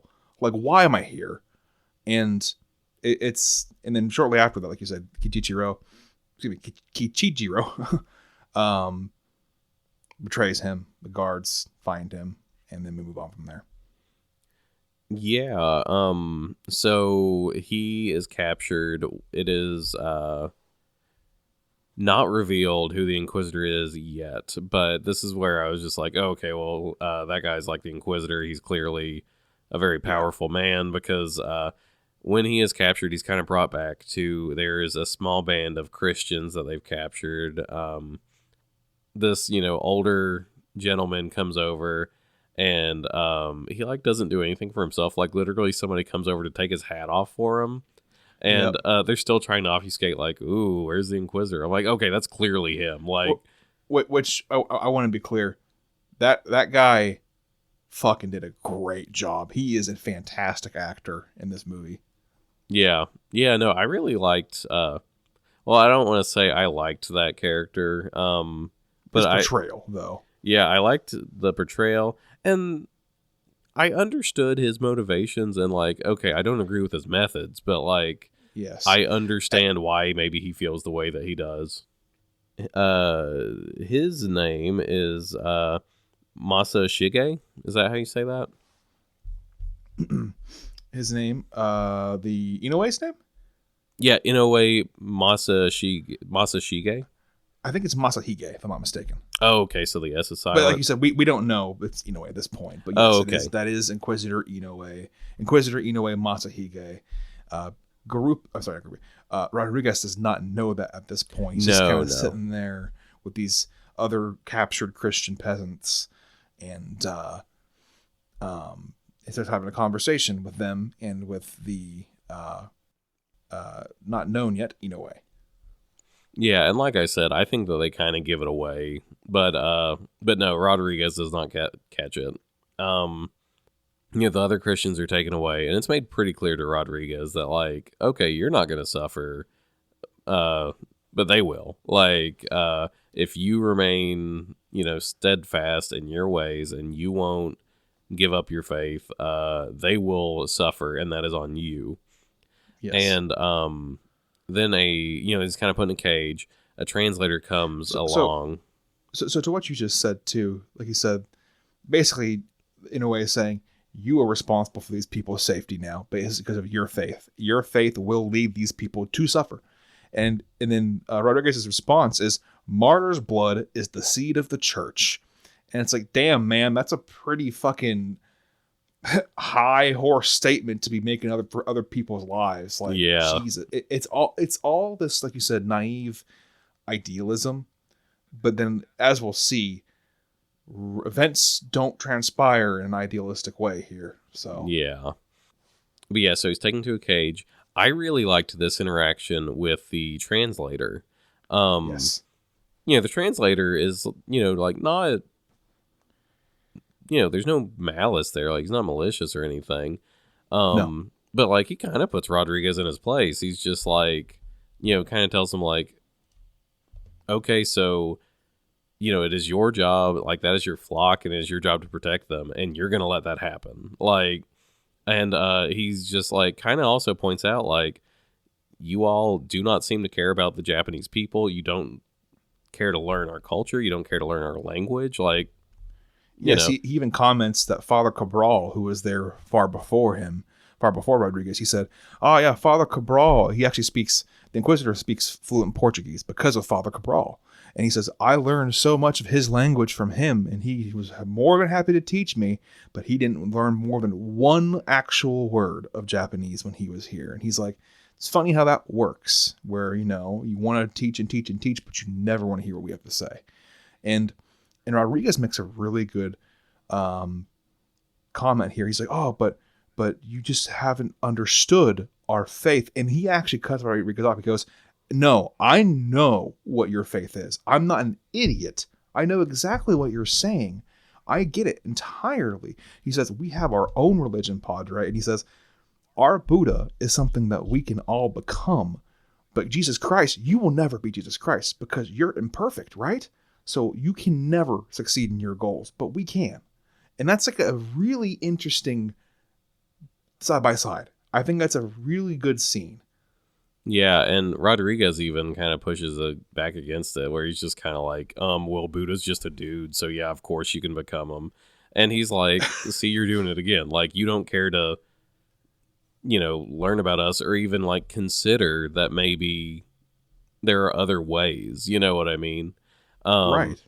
so yeah, I really liked that scene because I thought it was the first like really explicit, because there's been, like I've said, like, okay, there's been a balance, but like it's been more implicit where this was just like they straight up said it like, okay, Mm-hmm. you think you're better than us and like you're coming to like teach us how to be civilized or whatever. And so like I really liked that scene, and I think that um I think that the movie doesn't work as well if that's taken out. I agree. And that guy's name, the interpreter, his name is, if I understand correctly, just interpreter. I don't think he's ever named. Tadanobu Asano. Excellent job. He is a great actor as well. Yeah, when I looked up the list of character names, it just said interpreter. Yeah. Um, but yeah, so as the plot progresses, the next thing that I really had notes on was the trial. Was there anything between these two scenes that you wanted to touch on? No, I think not. We do learn from the interpreter that Ferreira is actually alive, and Ferreira is held in great esteem in Nagasaki, and Rodriguez is like, "What the hell? like what the fuck, like that you're lying, and he's like, oh, we'll see you in due time, essentially. So Okay, so I think this is as good a time to bring this up as anything else, or as any time else. Have you ever read Heart of Darkness or seen Apocalypse Now? oh, I read Heart of Darkness in high school. Gosh, not to date myself, but back in senior year of high school. We'll say that. But yeah, so structurally it feels really similar to Heart of Darkness because these characters have heard these rumors or accusations that a representative of colonialism has been integrated into the society that they were supposed to colonialize, or however you want to put it, or like convert, or just. So Ferreira like feels very much like a Kurtz character. And like we see that obviously it's not a 1-to-1 because like Kurtz has just escalate. The way I always felt about that story is like Kurtz has just kind of done the logical conclusion of capitalism, where he's just like hyper violent, take everything, and that is not the case with Ferreira. But like the actual setup of like what they're doing and why they're doing it felt very Heart of Darkness, and I thought that was I can see that, yeah. So I thought that was kind of an interesting idea of like, okay, what if Heart of Darkness was about priests instead? So yeah, I just thought that was something that like kept coming up. Like there were several scenes where I was like, oh yeah, this feels weirdly similar to Apocalypse Now. So I just, like I said, I just thought this was as good a time as any to bring it up. Sure, yeah. Okay, so the next scene that I have notes on is when they are basically holding a trial for Rodriguez. They they present everything in very kind of understandable ways, and they're not making any like crazy demands really. They're just kind of like, hey, your religion does not work in Japan. It is not what we want. Right. So like, how about we just like don't do that? Like, how about you just say that you were wrong and we can move on? Right. And like you said, they're very cordial about that. At least in speech, they're just kind of like they read the doctrine. It's of no use or value to Japan, and whether they read it or not isn't really relevant. They're pretty much making it understood, like, listen, like this is a danger to our country in our eyes. But then Rodriguez fires back, and he's like, listen, like, we bring the truth. This is exactly what we do. And they have the analogy of the soil and like planting the tree of Christianity, and the discussion's like, well, if you take a tree from North America, it may not grow in the soil in Japan just because it's a different soil. And Rodriguez says, well, that's because the soils were poisoned. And it's like, oh, well, see, it's you're pointing your finger back again. Like it's not the point of the discussion here.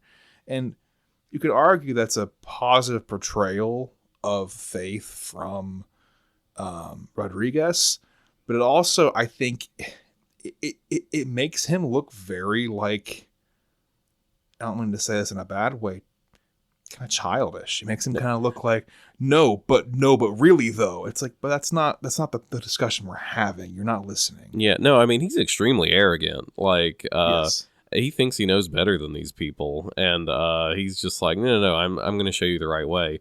And they're like, we have our whole ass like culture, we have like our own religion, like we kind of don't need you. And I think that they both make fair points. Like, I understand both sides, because it's like, I completely understand why they would not want missionaries, but like also they're literally like killing people and like terrorizing them and destroying their villages. Yeah. Is what they're doing the solution? No. And you do have to also look at it with that political lens, right? This also has some political undertones, right? So you have to look at it and say, well, you're not really being fully honest as to why you're doing this either, per se. But yes, also the missionary, the Rodriguez, is being very arrogant and he's not listening. He's not listening, but you are talking to people who are killing people as well. So it's like, yeah, I get both sides. I really do. It's hard. And again, this is another movie where it's like, why am I empathizing with the people who are murderers? why am I empathizing with people who can like just say murder that guy and they'll do it and don't bat an eye about it? Like, how is that gaining sympathy from me? Yeah. I'm like, that doesn't make sense. But again, that's kind of the strength of this, is it puts you in that mindset where you don't really want to think about it. It's just like, it's classic Catch-22 stuff where it's just like, okay, put yourself in a situation. It's fucked. Either way you decide it. It's like, shit, yeah, you're right. Yeah. Lesser of two evils in the moment, I guess. Yeah, and it's like, I mean, it is just such a complicated issue because, like, at the end of the day, there's Christians who are practicing, who are Japanese. yeah, like, yeah, obviously they should be allowed to do that. And they shouldn't be, terrorized or anything. But I also, like, I completely understand, like, if I was, like, doing my own thing, and some people came along, they're like, oh, okay, what you're doing is not right. Let me tell you about God. I would be like, get the fuck out of here. You know what I mean? Like, yeah. So I literally, go on, sorry. Oh, no. So, like, obviously I think there's a lot of really valid criticism about missionary work that, like, this movie is, like, kind of getting into, but it's also showing, like, okay, but, like, the answer is not, terrorizing the people who do decide to be Christian, So, yeah, I think that it walks a fine line. I think it does it pretty well. Yeah, agreed. So yeah, they have the trial. Mm-hmm. I thought it was really funny how they kind of neg Rodriguez, when, they're kind of talking about the trees, and, he's like, he's like, Padre, I see that you do not work with your hands, so maybe you don't know how trees work. And, Motherfucker. And I was just like, God damn, that's a pretty sick burn. Yeah, no, that there's some good ass burns in this movie. I'll say that, especially later when we get to kind of closer to the end, that kind of big climactic meeting. I'll say, it's pretty interesting, and there's some really fucking. I have some good like quotes from that. Made me actually laugh out loud. Like, that's pretty good. Yeah, and like I said, I kind of took less and less notes, but we are getting towards the end of the movie. Let's see here. Oh, I did also, this is where it's revealed who the Inquisitor is, and like I said, I think it was foreshadowed pretty heavily. But sure. This is the scene where Rodriguez learns, like, oh, like this guy that I've traveled with and everything, he is, he's the big shot. Like, he's the one making these decisions. Yeah, and I think that also may be kind of a nod to, like, see, Rodriguez, you're really not seeing the obvious here. Like, yeah. Like I said, like, it really does play up that, like, Rodriguez is naive and, like, is arrogant, and he is not aware of his shortcomings in the same way that Garupe was. So, yeah, I thought that was, an interesting thing. So after that scene, let's see the next scene I have notes on. I did really like when I thought this was a very cool and just like a really great kind of character moment for Rodriguez. They are all kind of in this like little prison within the, I guess kind of like the palace, or I don't know what term would be used for. I would say I've just been calling it like the courtyard. Yeah. So like the courtyard of this, whatever kind of structure it is.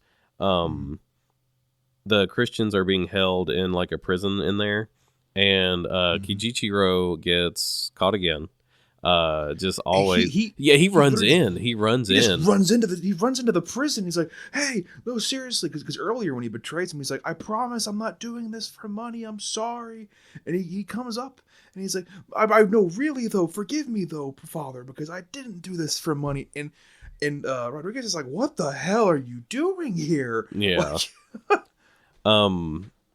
But yeah, so he is, thrown in prison because they're just like, why is this guy always here? Why do we keep capturing him? Like, just go somewhere else. This fucker again. Yeah, they're like, this guy's weird. He just enjoys being captured at this point. But anyway, Kijichiro is like, hey, I sinned against you, but you have to hear here are my sins. Like, you have to forgive me, as like, not just like the personal forgiveness, but like literally it is his job to like give that holy forgiveness. And you can tell like he is struggling. Rodriguez is struggling to like do his job and forgive Kijichiro, because he's personally been betrayed by him. But I get that. Yeah, no, I 100%. I wouldn't, like, I'd be like, fuck you, dude. Like, I can send you to hell. He even says at some point he has an internal prayer to God. He's like, God, I've sent so much evil around us, but this man's not even worth being called back. Like, he's looking down so hard on him. He's like, this motherfucker is such an asshole, and he's just like, which again I think is, especially given the kind of success he's had having a small flock in that prison, it kind of is a little bit of arrogance from Rodriguez again. We kind of see resurfacing. It's like, God, you didn't really have to say that. Like, he's still human, and you're kind of backtracking on that, because in the beginning of the movie, like, he's like, they're all human. We can help them all. They're human beings. And now he's like, man, fuck this guy. He's really he's changing, and it's clear that he's becoming a lot more pragmatic in like the moment. Like, this guy's not worth my time. I'm not, like, he will get the bare minimum from me, but I will not have a spiritual movement at this point in time. See, I kind of disagree with that reading. Really? Yeah, because I just thought that was huge that he's like, here, I'm going to do the cross. I'm going to, like, I get that, like, he's not as excited about it as he was like the first time he forgives. Right. But he's still doing it. Yeah, yes. But he's still like, he's like, look, it is my job to love him. It is my job to make sure that, like, he is right with God or whatever. So like, I thought that was like said a lot about Rodriguez and his faith, that he's like, look, I'm going to get past my personal stuff. I'm going to do my job. And also, like, he seems to like personally also forgive Kijichiro, because he's like, look, if I didn't forgive him, like, it's literally the Jesus Judas thing. Like, he's like, I would not be Christ-like. Like, that is not what I preach. And, I have to practice what I preach. So, like, I thought that was a great scene. That was what I thought you were going to say was the one that you thought was really impactful. Really? No, so really all I meant by that was, he's still doing it, but he's having a much harder time. He used to be so emphatic about it regardless of the situation, but I think he's getting a little worn down is what I meant by that. Like, he's like much easier to piss off now, which again, I get that. Oh yeah. But no, he's still doing his job, but it's like, I detected a little bit of like almost hesitation. Like, I guess I'll do it. Like, and that to me is like, all right, you're starting to lose some of the zeal for what you once had so much zeal for. Yeah. And it's big of him to do it at all. He didn't have to even do it, but like for him to be so reluctant and make that internal comment, like, man, this fucking guy, fuck him. Like, it's not. He seems to be getting more bitter, which again, I don't know how you couldn't in this situation. Yeah, but see, I read it as he's just struggling more. Yeah, and interesting. Yeah, so like, and like once again, like, I get it. But yeah, I thought that was a great scene. I really liked it. I thought it was a good character moment. Mm-hmm. And let's see here. So the next thing I have notes on, is actually the next scene where his, little flock that he's built in the prison is brought out to step on the image of Christ again. They're like doing the same test. Yes. And you'll have to remind me, do they all do it again? No, in this situation, I don't believe any of them do it. And this is actually a really great scene, because none of them stomp on the fumier. And Rodriguez is getting like so prideful and so fucking happy. He's like, oh my God, it's working. They're listening. They have faith. They're expressing it. They're standing up to their oppressors. This is what God would have wanted. This is what Christ would want. And again, he feels so vindicated in that moment. He turns, he like smiles to himself. And the officer in charge, he's like, all right, no one's fucking doing it. Like they're like pushing these people to like stomp on this. And they're like on it. Like they're pushing them on it. And it's like, they're still not doing it. And so he's like, all right, motherfuckers, stop, cut it. And then he says, get the guards out of here. We're done. Yeah. And then he's like, hey, but you, that motherfucker on the end, he stays. We'll get to him in a minute. and then because he hadn't stomped yet, and so everyone leaves but that one guy in the end, and Rodriguez is kind of like, oh, see, it's working, he feels kind of proud of himself, like, yes, I'm getting through, we're all getting through. And then right fucking there, one of the fucking officers just comes over and just beheads the guy, the prisoner that was standing out there. Fucking obviously, as an example, they slay him. Pretty shortly after there, they drag his body out, headless and all, and it's pretty morbid. This was another thing I think was kind of, if I read it correctly, where in this scene you only see Rodriguez from outside the cell. Yeah. You do not see him from inside the cell, and that's to kind of show that he is a prisoner, and it's like you can't. It's to kind of show he's helpless here. He's just like, I can't do shit. I have to just see what happens. Yeah, and I also noticed that you don't see all the stuff going on. You only see it through the bars, and that was something I made a note of. Yes. So everything is shot through the bars, and I also he's not only literally a prisoner, but in the scene, it's showing that he's a prisoner of his own beliefs. He is like, oh, okay, I'm so proud of these people for standing up. And then when shit goes sideways, obviously, nobody would take that well, but he loses that pride pretty quickly. He's just like, yes, it's fragile. Yeah, he's just like, holy shit. That guy, I did not die for God. He just died. He was just murdered, and I had to see it. Something happens directly after this, in contrast. Oh, is this where Kijichiro just steps on it and runs out again? He does the Kijichiro special. Yeah, and once again, don't blame the guy. No. If my options were, I'm trying to think of something I even would consider holy, but if my options were to do something I really didn't want to do or get my head cut off, I'm like, oh, okay, yeah, I'm doing that every time. Yeah. And I have a note here too. So Kichichiro, he like you said, he just almost immediately they're like, step on it, and he goes, okay, and he steps on it, and the whole prison, having just seen their fucking friend, the person, their inmate, it's been there for so long, beheaded. And then they all go, oh, he stepped on it. I'm like, that's what's surprising you here? Like they all gasp when his foot hits the fumier. And it's like, guys, you just watched a guy get beheaded. This should be nothing to you. Yeah. And it's again, but that's just, it shows you it's why it's interesting to take that practical thing of this is death of a human being and put it side by side, your foot is on a piece of copper. Yeah. And it's like, yes, it's your image, but it's a piece of copper. And people gasp at the piece of copper after having just seen someone die. Yeah, there was a visceral reaction when he died. Everyone freaked the fuck out. Sure. Yeah. But it's also with that in mind, you're going to still gasp at the copper. Yeah.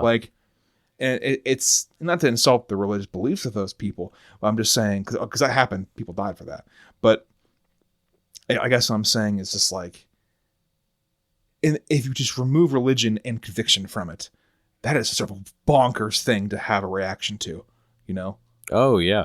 No, I think that kind of comments on what I was saying earlier, where all of this is treated as both with, kind of deep reverence and treated as holy. And it's also shown to be just meaningless. It's just step on it.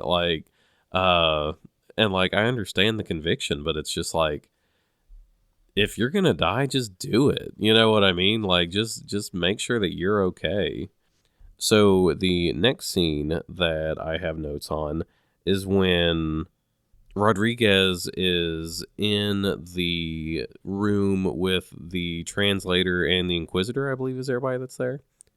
And yes, he kind of is explaining to Rodriguez why they don't want Christianity once again, and he's trying to kind of get through to him, and obviously the story that he uses to explain it is pretty gross, because he's just I remember there's a whole thing about a barren wife, and it's what are you talking about, you weird man? Yeah, so he has a story is there's a so Inoue is sitting there. He's So there's a man, a king of a land, with 4 concubines from different lands, and they're all fighting amongst each other for his attention and for the power of the throne. And so the king, seeing their discourse, sends all 4 of the concubines away. And he turns to Rodriguez. He goes, "Is there value in that story to you?" And then Rodriguez goes, "Yes, that's a very wise man." And he goes, "How so?" And Rodriguez says, "Well, he got these people who were not wanted, who were causing problems with his region, who were not of good faith and good standing, out of the way." And he's like, "Ah, very good." And he goes, "Well, what if I told you that the king is Japan, and that you, Britain, Spain, and all the other fuckers are the concubines? Yeah. What if I told you that?" And he's like, "Oh, well, And then he makes a snide comment. He goes, "Well, my faith teaches monogamy." And it's like, it's a loaded comment. Like, well, you can just pick one of us, and hey, here we are. And it's like, well, again, very arrogant of you. That's not what he's getting at. He's like, we don't want this problem. We don't want it. Yeah, and so like once again, it's like they kind of and they give him like a gross way to say it, not even about the concubines, but where he's just like talking about like a barren wife. I was like, ew, that's icky. Yes. But like the point he's making makes sense. Like, you know, he's framed as the villain, but also he's like making perfect sense, and you understand why he is making the decisions that he has, even if you don't agree with them. So I thought that was pretty cool. And I agree with that 100%. And I think there's a really good moment where Inoue says, "I do not believe Christianity is a curse." Let's be clear on that. Why would I think that? He says, "I don't think that. It's not about Christianity, almost. It's about," he almost is kind of like owning up to the political part. Like, listen, this needs to happen. Like, I'm doing my job here. I work for the government. This is a group decision. You need to get out. Yeah. And he's just not listening. And I didn't even, I think that, you know, I read it a little bit different in that, like, I understand the aspect of, like, oh, okay, we could, well, like, it's the same thing, but I empathize with, like, okay, these colonial powers are trying to move in, and, like, this is the first step. Like, I empathize with that and, like, why they're trying to stop it. And I get that there's the cynical aspect of, like, okay, they're the rich people in power and they don't want to lose that. But, you know, I also totally get, like, why you wouldn't want, like, Portugal to be making decisions for you. You know what I mean? I mean, historically speaking, yes. Yeah. It's not been great for Japan when they trust in anybody. So yeah. Or, I mean, not even that. Just, like, whenever an imperial power takes over anywhere, like, it's a nightmare. You know what I mean? Yes. So yeah, so like once again, like, you know, what it doesn't excuse what he's done, but you understand where he's coming from. Right. And it makes him look a lot more human. It makes him look like, and I think this is partially what the actor is portraying for Inoue. It makes it look like it's his job, and he's just trying to make his job as simple as possible. Like, listen, like, we don't want to have to kill people, but you keep showing up. Like, what do we do? Yeah. But yeah, if you're ready to move on from that scene, the next scene I have notes on is when he is reunited with Garupe. Yeah. And man, that scene was tough. But it's so basically what happens is Rodriguez is placed in such a way that, you know, they kind of have this cloth thing around him so that he can't be seen. And right. He's brought to this beach. Yeah. And you know, they bring in, you know, he thinks that that is who is being brought to him, and he's just like, oh, I'm finally going to see what has happened. But no, it's Garupe and his like flock that has kind of been following him. And once again, they're just like, hey, you can just make this stop. You can just give up the faith. And Right. they've told Grupe that he has already done that. And undoubtedly Grupe, Right. They've told Grupe that Rodriguez has renounced the faith. So yeah, he's like, I give up. yeah. Well, I mean, it seems that he has not, that he is still like steadfast. Um, because when they start, Oh, sorry. Not give up the faith, but giving up that he's out there and able to be helped. Kind of like, oh yeah, yeah. yeah. Um, but anyway, so they start, and it's like a horrifying scene. They start drowning Group A's followers, and obviously Rodriguez and Group A are both freaking out, and they hold back Rodriguez, and he's like he's like screaming. He's like, oh, what's not abdicate? What's the word for? Apostatize. Yeah, he's like apostatize, like just do it. And Group You A can't like hear him. You yeah, can't see him. Yeah. yeah, and Group A swims out and is like trying to save these people that are being drowned while they're being pushed down with poles. And he ends up drowning just because he like won't give up. He's like he dies before he gives up trying to save these people. Right. And actually, so the translator fucking leans into him here, and he's just like, you fucking idiot. It is the translator that says all this, right? He's like, Yeah. you watch that shit happen, and at least he had the decency to go out like he fucking did, dying for it, fighting for the people he loved. He said, you are not worthy of the priest title. Fuck yourself, you idiot. Yeah. And basically just shaming him like really terribly in front of this already awful fucking scene. And it's like, Jesus, it's just like, that's one of the hardest scenes to watch in the whole movie because it's like, ugh. it's so weirdly understated. Yes, Like there's no music, and like at first it's not clear if Group A has died, but then it like cuts back to him and he's just floating face down.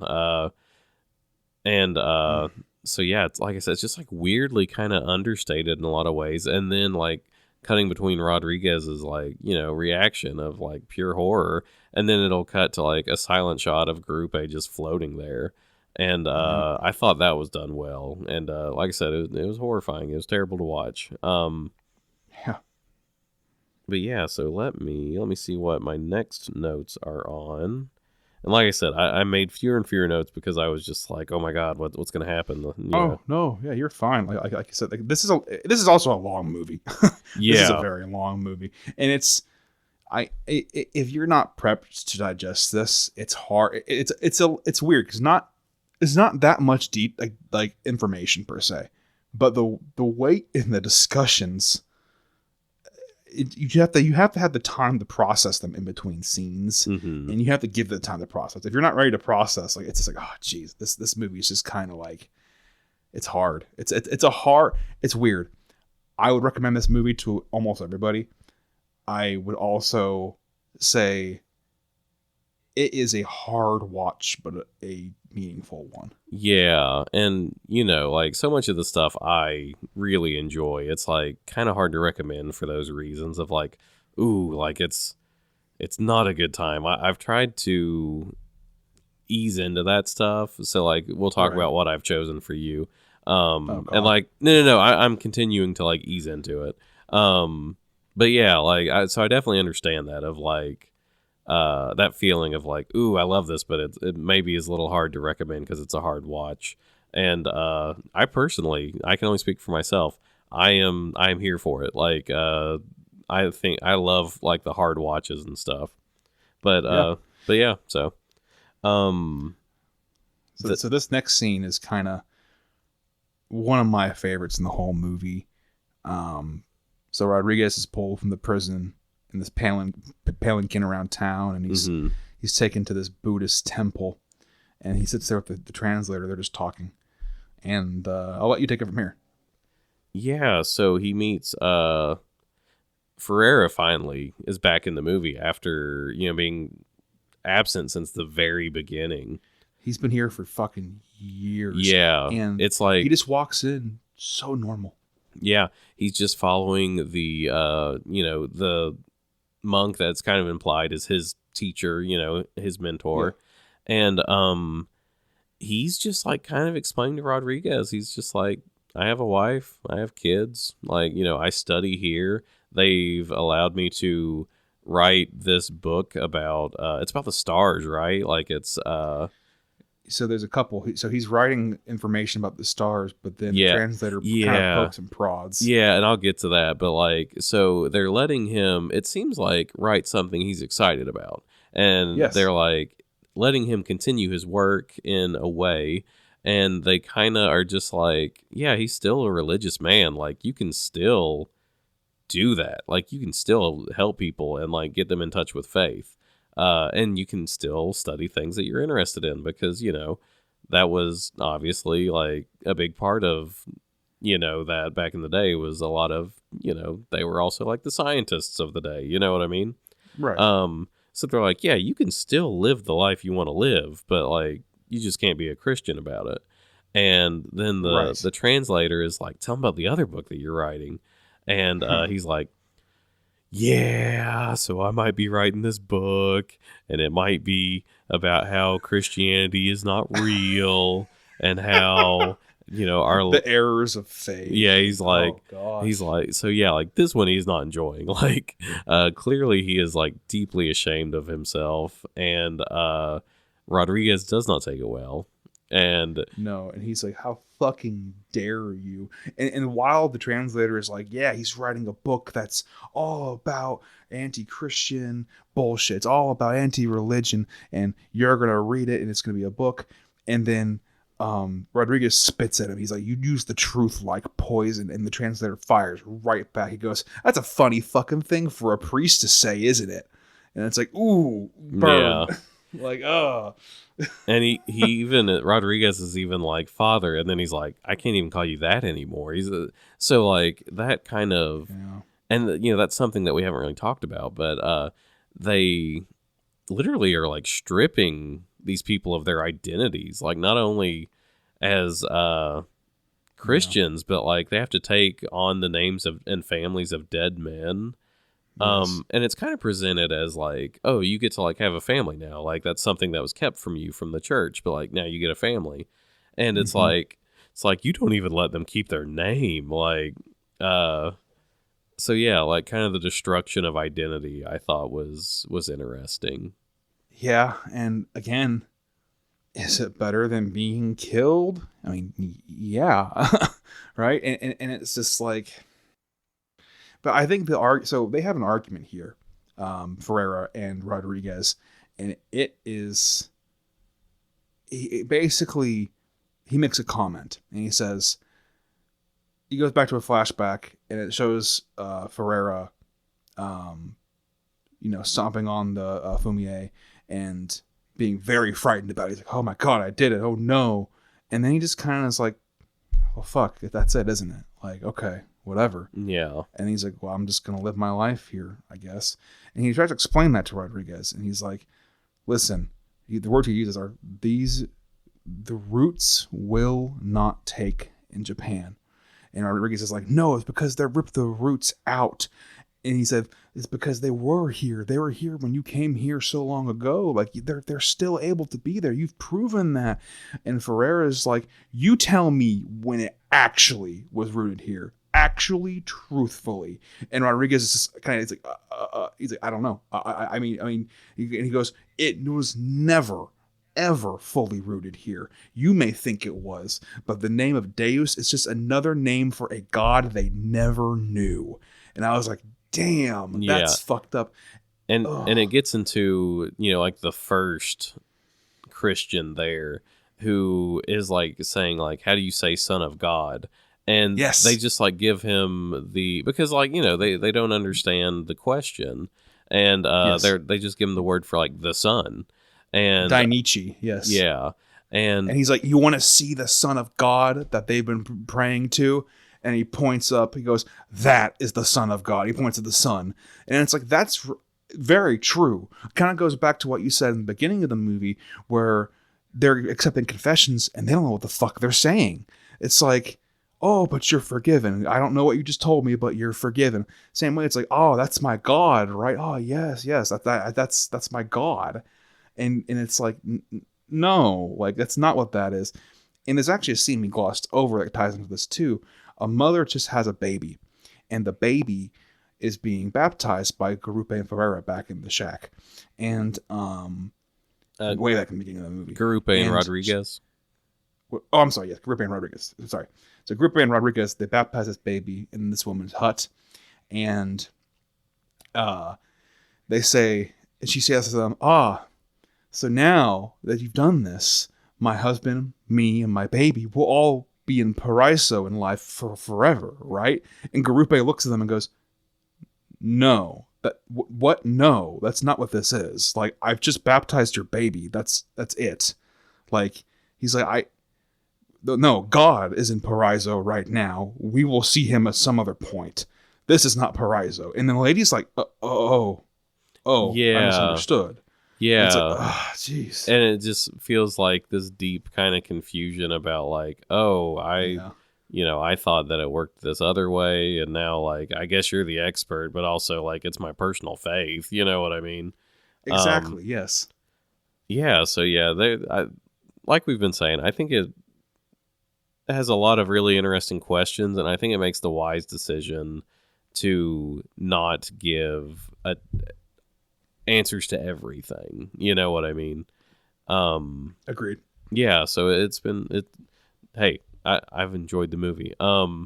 So after that scene where they, have the heart to heart or whatever, I think this is the point where he's like, you see this scar. He like shows Rodriguez. He's like, you see this scar on my neck, and this is fucked. Yeah, up. and Rodriguez is like, yeah. He's like, that's from the pit, and he's like, so they cut me there so that they could hang me upside down with my head in a pit, and like I could feel the blood running and dripping off of my head, but they cut me there so that the blood didn't rush my head and I didn't pass out. He's like, to make sure that I didn't die too quick. Exactly. And it's just exactly. like, it's like, God damn, like it's I mean, here's the thing, right? It would happen in all medieval torture. It wasn't just Japan. There's other forms that are just as bad or fucked up. Like plenty of European. I'm not saying it's not fucked up. It's fucked up. That was the first time I've ever heard of that or seen that, and it is just like, holy shit. Yeah. No, our creativity for like hurting each other is boundless. It's insanity. It's I think even too, if I'm not mistaken, I'm not 100% sure if this is true or not, but it didn't really touch on the movie. I believe those pits were also full of human feces. So you'd have to smell it as well as you're dying and bleeding out. And it's like, oh, fuck off. Like, it's just such a fucking, it is so fucking wild. And I watched that the first time and I was like, oh, Jesus. But Ferreira's explaining that, and just the explanation and the visualization of that alone was bad enough, but it gets worse. Yeah. And so it's just like, you think you're better than me because I gave up my faith? He's like, listen to what they did to me and tell me that you wouldn't do the same. That there are men that are going to be hung in the pit. There are five Christian people, not men, 5 Christian people that are hung in those pits outside, and it goes on from there. Yeah, so Rodriguez is like, because they're still keeping him locked up. Yeah, and like forcing him to listen to this. Yeah, but he doesn't know what's going on. So he hears like one person like kind of screaming out and struggling, and he hears another like gasp, like raspy gasp that keeps happening, and he thinks that the guard is just asleep, and he's like, wake up that guard, he needs to help that guy. And they're like, but that is not a snore, that is people gasping for air as they're like have this incision in their neck and they're hung upside down. And so he sees like the horror of this, and Ferreira is there, and he's just like, you can end this, like you are the only person that can end this, you need to do it. And he actually says, like, the cell you're standing in now, there's a word in Latin, there's a phrase in Latin on the wall, and Rodriguez is like looking at it. It's a religious phrase. What he said, and then Pereira says, That phrase you're looking up the wall there, I wrote that phrase when I was in your position exactly the same way. And he said, it doesn't help me. And he says, you can pray if you want, but it will not help. But then he says, pray, but pray with your eyes open. Yeah. He said, you can spare them. God is silent, but you don't have to be. Yeah. And that is the moment in which, and this is why I was like, I think this is explicitly like a Christian film. This is the moment where God stops being silent and Jesus literally talks to him and is like, he's just like, hey, I haven't been silent this whole time. I've been suffering with you. And he's like, just do it. Like, just step on my image. Like, which again, like, does show, it shows Christ in a positive light. He's like, listen, like, I'm not prideful. Like, this isn't about me. It's about you and how I want you all to be okay. And it's like, that's it. And again, it never does answer the questions like, where have you been this whole time? Like, where have you been this whole time? It never answers that. And that's kind of the unsettling part, is like, well, if Christ could have stepped in at any point, he would have done so. Yeah. But yeah, it's just one of those things. It's like, it's a challenge. It challenges both sides, I think. And I think it's pro-Christian, but I also think it's not snobby about it, if that makes sense. Oh, yeah. I don't think it's being like, and there's definitely the interpretation of like, this is just Rodriguez justifying or whatever. And like, he doesn't actually hear the voice of God. But like, I personally read it as, he actually hears the voice of God. And I'll explain that in a minute. But, and he has a line, like Jesus has a line where he's basically just like, it's not your job to suffer with humanity. Like, that's my job. Let me do it. But you can, like, in their suffering, you don't have to go through this. They don't have to go through this. Like, just do it. Like, it's fine. Right. And there is a shot where, so this image of Jesus that he has seen throughout the film disappears. And to me, that was kind of like his pride, because he has seen himself in that image, like in the film. So like, yes, this is his pride of seeing like, okay, I can be Christ-like, but I cannot be Christ. Yes. So that disappears, and then that's kind of when he hears the voice of Jesus. So I interpreted that as like, once he finally relinquishes these kind of ideas that he has that are, not helpful or whatever, that's when Jesus is able to kind of, like, that's when he hears the voice of God, because like he's finally, through to him. Yeah, he has finally opened himself up to that, Yes. So yeah, I thought that was interesting. And like I said, I don't say this in a negative way, like, but to me, that's why it's like explicitly like, oh, this is a Christian film. And I think that that's fine, because like, though I understand why a lot of Christian films are shit on, because like, they're just not good movies. This can be a Christian movie and a good movie. Like, you know what I mean? Like, those aren't, just because like, a lot of them are cynically made doesn't mean this one is, And I will say, I have seen quite a lot of discourse online where a lot of Christians criticize this movie, and they say, this is, sure, it has redeeming qualities, and yes, it says at the end of the day you follow Jesus, but it also in a way excuses the sin of it's like, there's a line, I've got it in here somewhere in the Bible. The scripture line says, those who would publicly refuse me, I would refuse to my creator God, or I would refuse in the kingdom of heaven. So it's like, that's actually in the Bible at one point, where it says like, if you do not die for me and you put any kind of doubt in someone else's mind, then I will not trust in you. And that's scary. And that's, I think, a large part of like, oh, wow, we shouldn't fuck with that. Like, we'll die for this, because truthfully, if we don't, we won't be accepted. And that's why it's such a fucking hard line for some people, I think. And like you said, it's pro-Christian, you're right, but it does not seem to be blindly so in that moment, at least. I think it's very pro-Christian in that moment, but I think a lot of people, a lot of people look at it as like, oh, but it's endorsing the okayness, the ability to do it in certain circumstances. It's like, oh, that refutes my teachings. Which, like, well, listen though, like, again, like the movie says, what would Jesus Christ do in that situation? You should do that. No questions. And, you know, I think that that comes from, and I'm not just saying this about like only Christians, but like a lot of people aren't critical of their own beliefs. Yes. So I think that's where that's coming from. And like, if somebody's like, oh, he should have, you know, let them all die and he should have never, you know, stepped on it. Like, I'm just like, that's insane. Like, you know what I mean? Like, Yeah. that's such a wild thing. Like, I'm like you. I can't imagine like that, you know, Jesus would be like, how dare you save those lives? Like, Or even save yourself, because at yeah, the end of the day, I don't think Jesus Christ, without being sacrilegious, I do not think Jesus Christ would want you to throw your life away for nothing. I do not believe that. Tiberi, you can't be sacrilegious. That's my job. That's Uh, Hey, okay, I'm sorry. I'll back off. yeah, I'm just teasing you.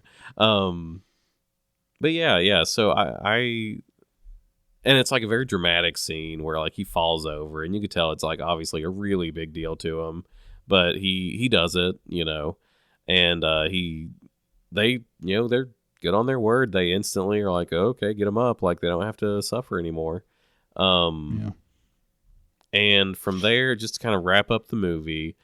Yes. So there actually is a Christian allegory in that scene.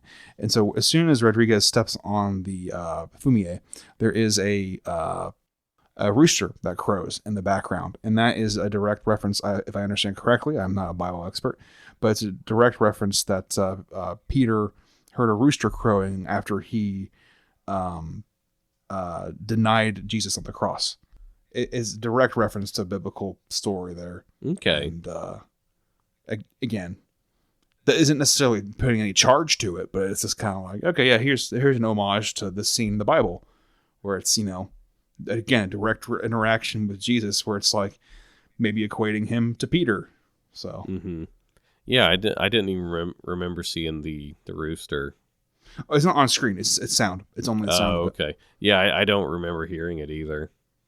So yeah, I just didn't. Yeah. Just didn't pick up on that. But yeah, you know, we're speeding towards the end here. So, from there, it kind of, I thought it was interesting that Rodriguez is no longer the POV character after that. Almost like he is, Yes. kind of relinquished, this like really self-centeredness, I thought. Yes, I agree. But it now is a Dutch merchant who kind of is like, oh, I heard this story about these priests who, you know, gave up the faith and now they work for the Japanese government and, you know, make sure that no Christian artifacts make it into Japan. So they like go through all this stuff, and if they find a secret cross or something, or even one that's just like hidden in a design, they'll just be like Christian and they just hand it off. And we do get the scene where they kind of are like, oh, you know, our faith. And so it's kind of confirmed that, and I'm going to give up. Liam Neeson's character, Ferreira. yeah, has, you know, held the faith this whole time. Like he did what he had to do, but he has always been faithful. And so that's kind of a, you know, a big deal to Rodriguez, because he's like, it shows him that he can continue to hold on to his faith, and he can, you know, not give up something that's really important to him. So Correct. we see, you know, we hear that Ferrer dies, and, you know, there's like a passage of years, and we see Rodriguez in his house. And I thought this was really nice. He's with Kijishiro, and he's like, "Hey, can you take my my confession?" And he's like, Yeah. "No, I can't. Like, I'm not a priest anymore. What are you talking about?" And I want to note in this time too, the entire time Inoue levels with him. And he's like, listen, you've got your own wife, you've got your own family, just like Ferreira did. You're gonna have the same situation. A guy just died. Here's his name. You're him now. Yeah. Go live your life with him and with your new wife and son. And you know what? That's your life from now on. And on top of that, I'm gonna make you Rodriguez, or not Rodriguez, his name changes, but I'm gonna make you Rodriguez send out regular notices that you still reject the faith. And Rodriguez does so very readily and very handily. He will publicly denounce it many, many times. Yeah. And he continues to do so until his death. Yeah. And his faith becomes just a personal thing to him. He's just like, it doesn't matter what other people think, like, I know that I have it. And there's like this really sweet scene where well, first off, I really like that, like, he has forgiven Kijichiro, and they're just buddies. Like, he just, like, comes over to his house, and I was like, oh, like, Rodriguez is a pretty good guy. Yeah. But, after he dies, a pretty old man. Oh, no, wait, I'm forgetting a scene where Kijichiro kind of finally is, like, courageous, where isn't it a cross is found, and it's, if I remember correctly, it's something that is kind of implied that Rodriguez had given to him. Is that right? Yeah. So what it is that they're doing a fumier stomping, the regular timing ones, and I mean Rodriguez steps on it, his wife steps on it, even Kichichiro steps on it. And but one of the guards notices while Kichichiro is stepping on it, hey, there's a fucking amulet on your neck, asshole, and it's a cross. And lo and behold, Kichichiro is just like, all right, well, and they kind of assume like, oh, this motherfucker you guys are friends, he gave you this shit, didn't he? And he's just like, he gave him these reasons, like, no, he's too closely guarded. How would that have happened? Like, there's no fucking way. Yeah, he's just like, I won it when I was gambling, like, yeah. So I was like, oh, that's, like, he finally got his, and obviously it's really sad, but, like, he finally got his moment where he was like, I'm not going to, like, sell out my friend. He's just like, I'm going to, put myself on the line for him. So, yeah, I was like, oh, like, good for you, man. Yeah. But then, he dies as an old man, Rodriguez does. And, his body is closely guarded to make sure he's not given any, kind of Christian burial. And his wife just is like, oh, well, just give me a moment with him so I can say a little prayer for him. And she, like, slips a cross in his hand that was given to him at the beginning of the movie. By one of the, like, villagers who is like, oh, we couldn't have any thing coming in, like, we didn't have any padres coming to, like, give us stuff, so we've just made our own. So it's like this little crucifix that he has fashioned himself. Mokichi had made it for Ichizo back in the very first village, and before Mokichi bore the cross, so to speak, at his crucifix, and eventually was crucifix, he's like, Rodriguez, this is for you because we have you now and you deserve it because you're our padre. And he held on to that for years and years and years. And so I believe that's the same one she puts in his hand. Yeah, I believe it is because it has the little, kind of depiction of Jesus that's very minimal, Yeah. But anyway, so she puts it in his hand, and it kind of, like, as he's burning, it, like, zooms in so you see it. And so it's just this, like, confirmation that, like, he never gave up his faith, and he was just like, it can just be a personal thing for me, and that's okay. Yeah, and, like, it doesn't matter what anybody else thinks. Like, I know what I believe. Yeah, and honestly, obviously it's pro-Christian, but you can apply that to literally anything. And I think that's just really, it's just a really nice way of portraying faith and being like, hey, listen, like, there's a time and a place to be emphatic. There's a time and a place. You should always be excited about it. You should love each other as Jesus Christ would. And that's it. Like, if you have to die believing in secret, but it keeps people safe and happy and away from turmoil, I would wager that's what Jesus would want. And at the end of the day, that's what he does. So yeah, it's bittersweet, of course, right? Because it's really less so about following the doctrines of man and the church and the spreading of this beautiful religion or whatever. It's more so like you said, everyone's relationship with any kind of God is a personal one. And that's maybe not so bad if that's all it is. I think that's a really healthy, important thing a lot of people need to hear.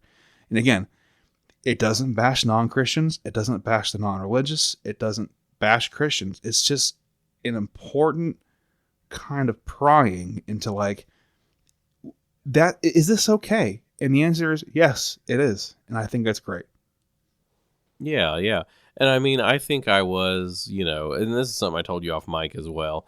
To like have interesting things to say about it, I had to think about it critically. So I kind of went in with the same way that like I had to, read novels when I, was in college, where it's like, okay, I need to think of something interesting to say about this. And so, I was definitely more critical of it because of that. But like, I do want to say, like, I liked the movie.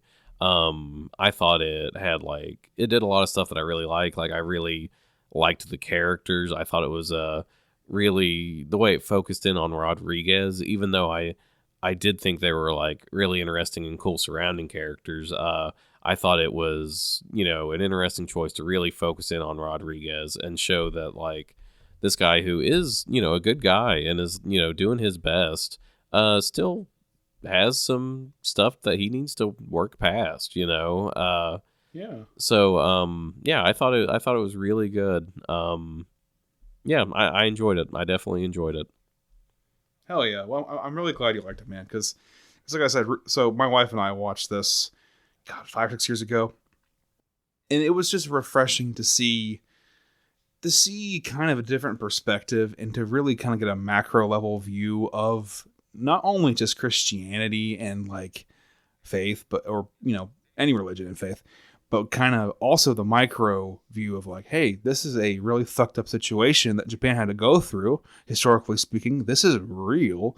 There's a lot of sorrow and heartbreak that actually happened, and we should remember it and apply it to those questions.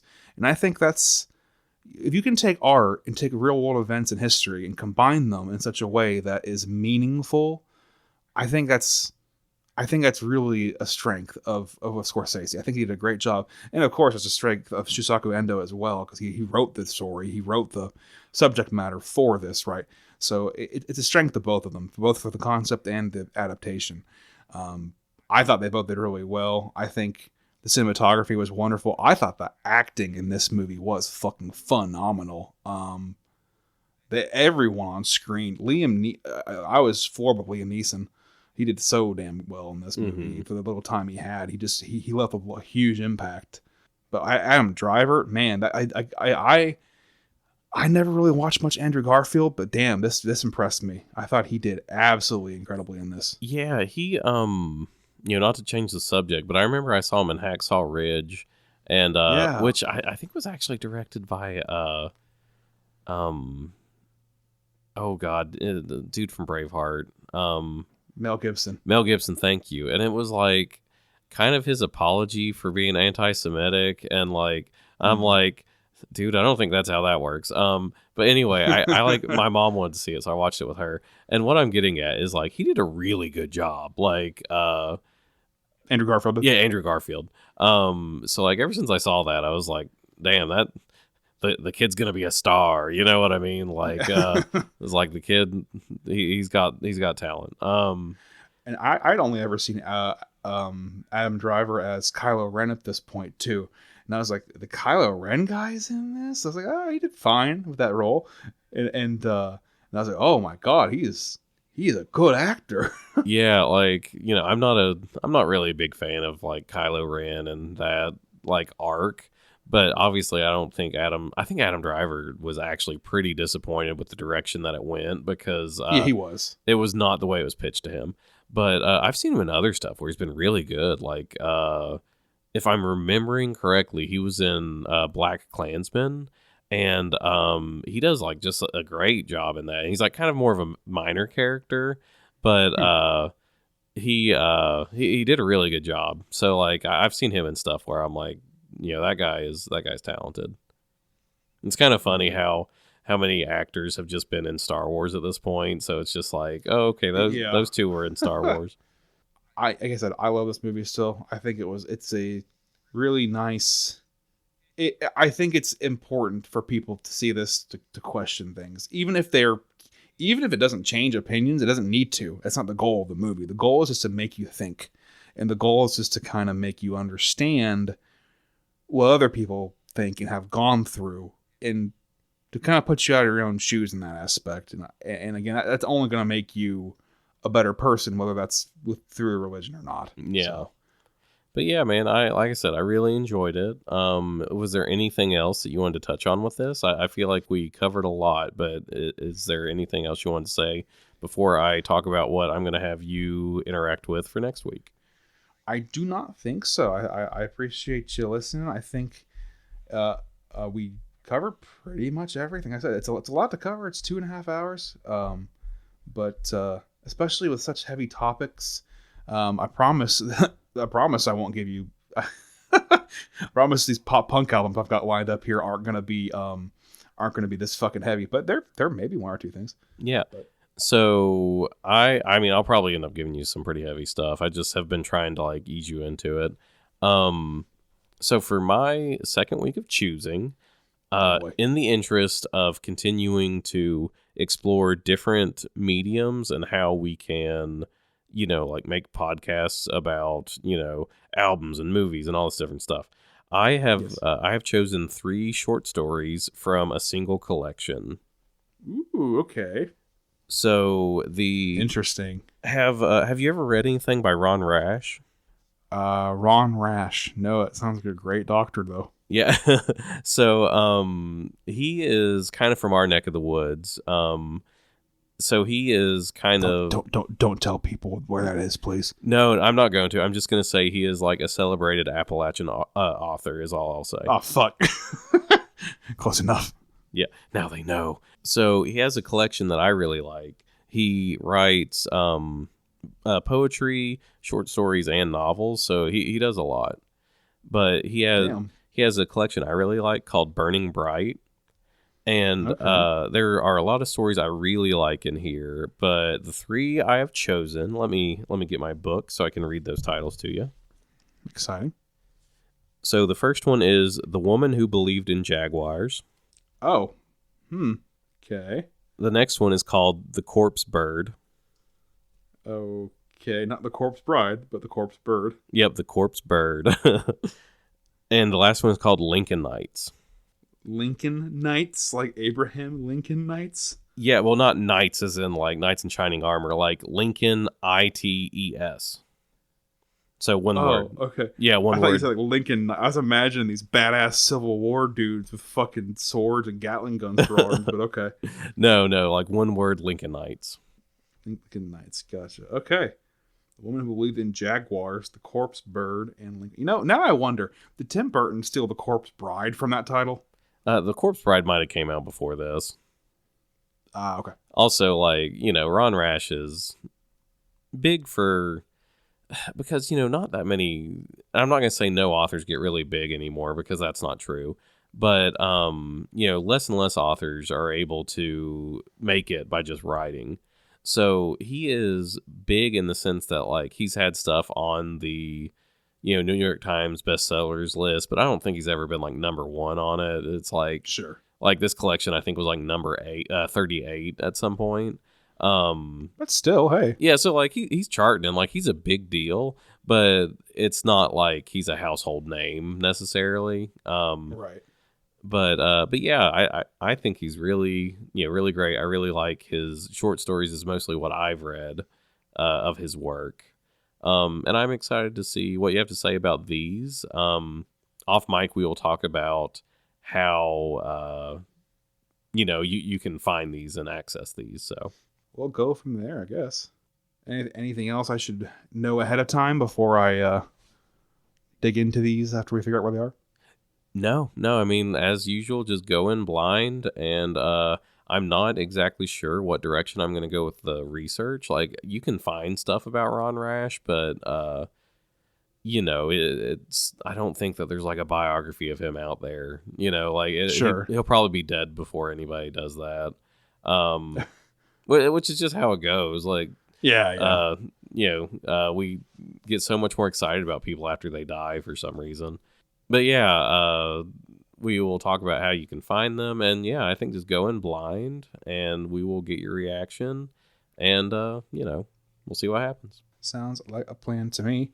As always, to anybody who is listening to us, so if we have made any glaring mistakes or any fucked up statements in this, we assure you we did not mean to, and we are not experts. So thanks again for listening, and if there's anything you do catch that's out of line, let us know. Yeah, we will. We still need a damn email. We need to set up a damn Gmail account, don't we? Yeah, I was about to say, by the time these are uploaded, we'll have an email account. We will probably put that in the intro. So yeah, we would love to hear from you. Or if you want to make suggestions, like I realize that it would still have to be something that, we have a deep personal connection to. But, if you just happen to be like, oh, hey, I'm big into heavy metal. Do you know this album, Matt? I might be like, oh, I love that album. I didn't think about it. Yeah, so yeah, we would be open to just anything that you want to send to us. And once again, we would love if you left a review of wherever you listen to this podcast. Absolutely. And for everybody out there, take it easy, stay safe, love each other. Don't overthink too much with all this shit we've been talking about, and just enjoy your day and have a good life. Yep, everybody have a good day, good night, whatever time you're listening to this. And as always, thank you, Tiberi. That was a lot of fun. Thanks for making that suggestion. Thank you for watching. We'll see y'all next week. Bye. Peace.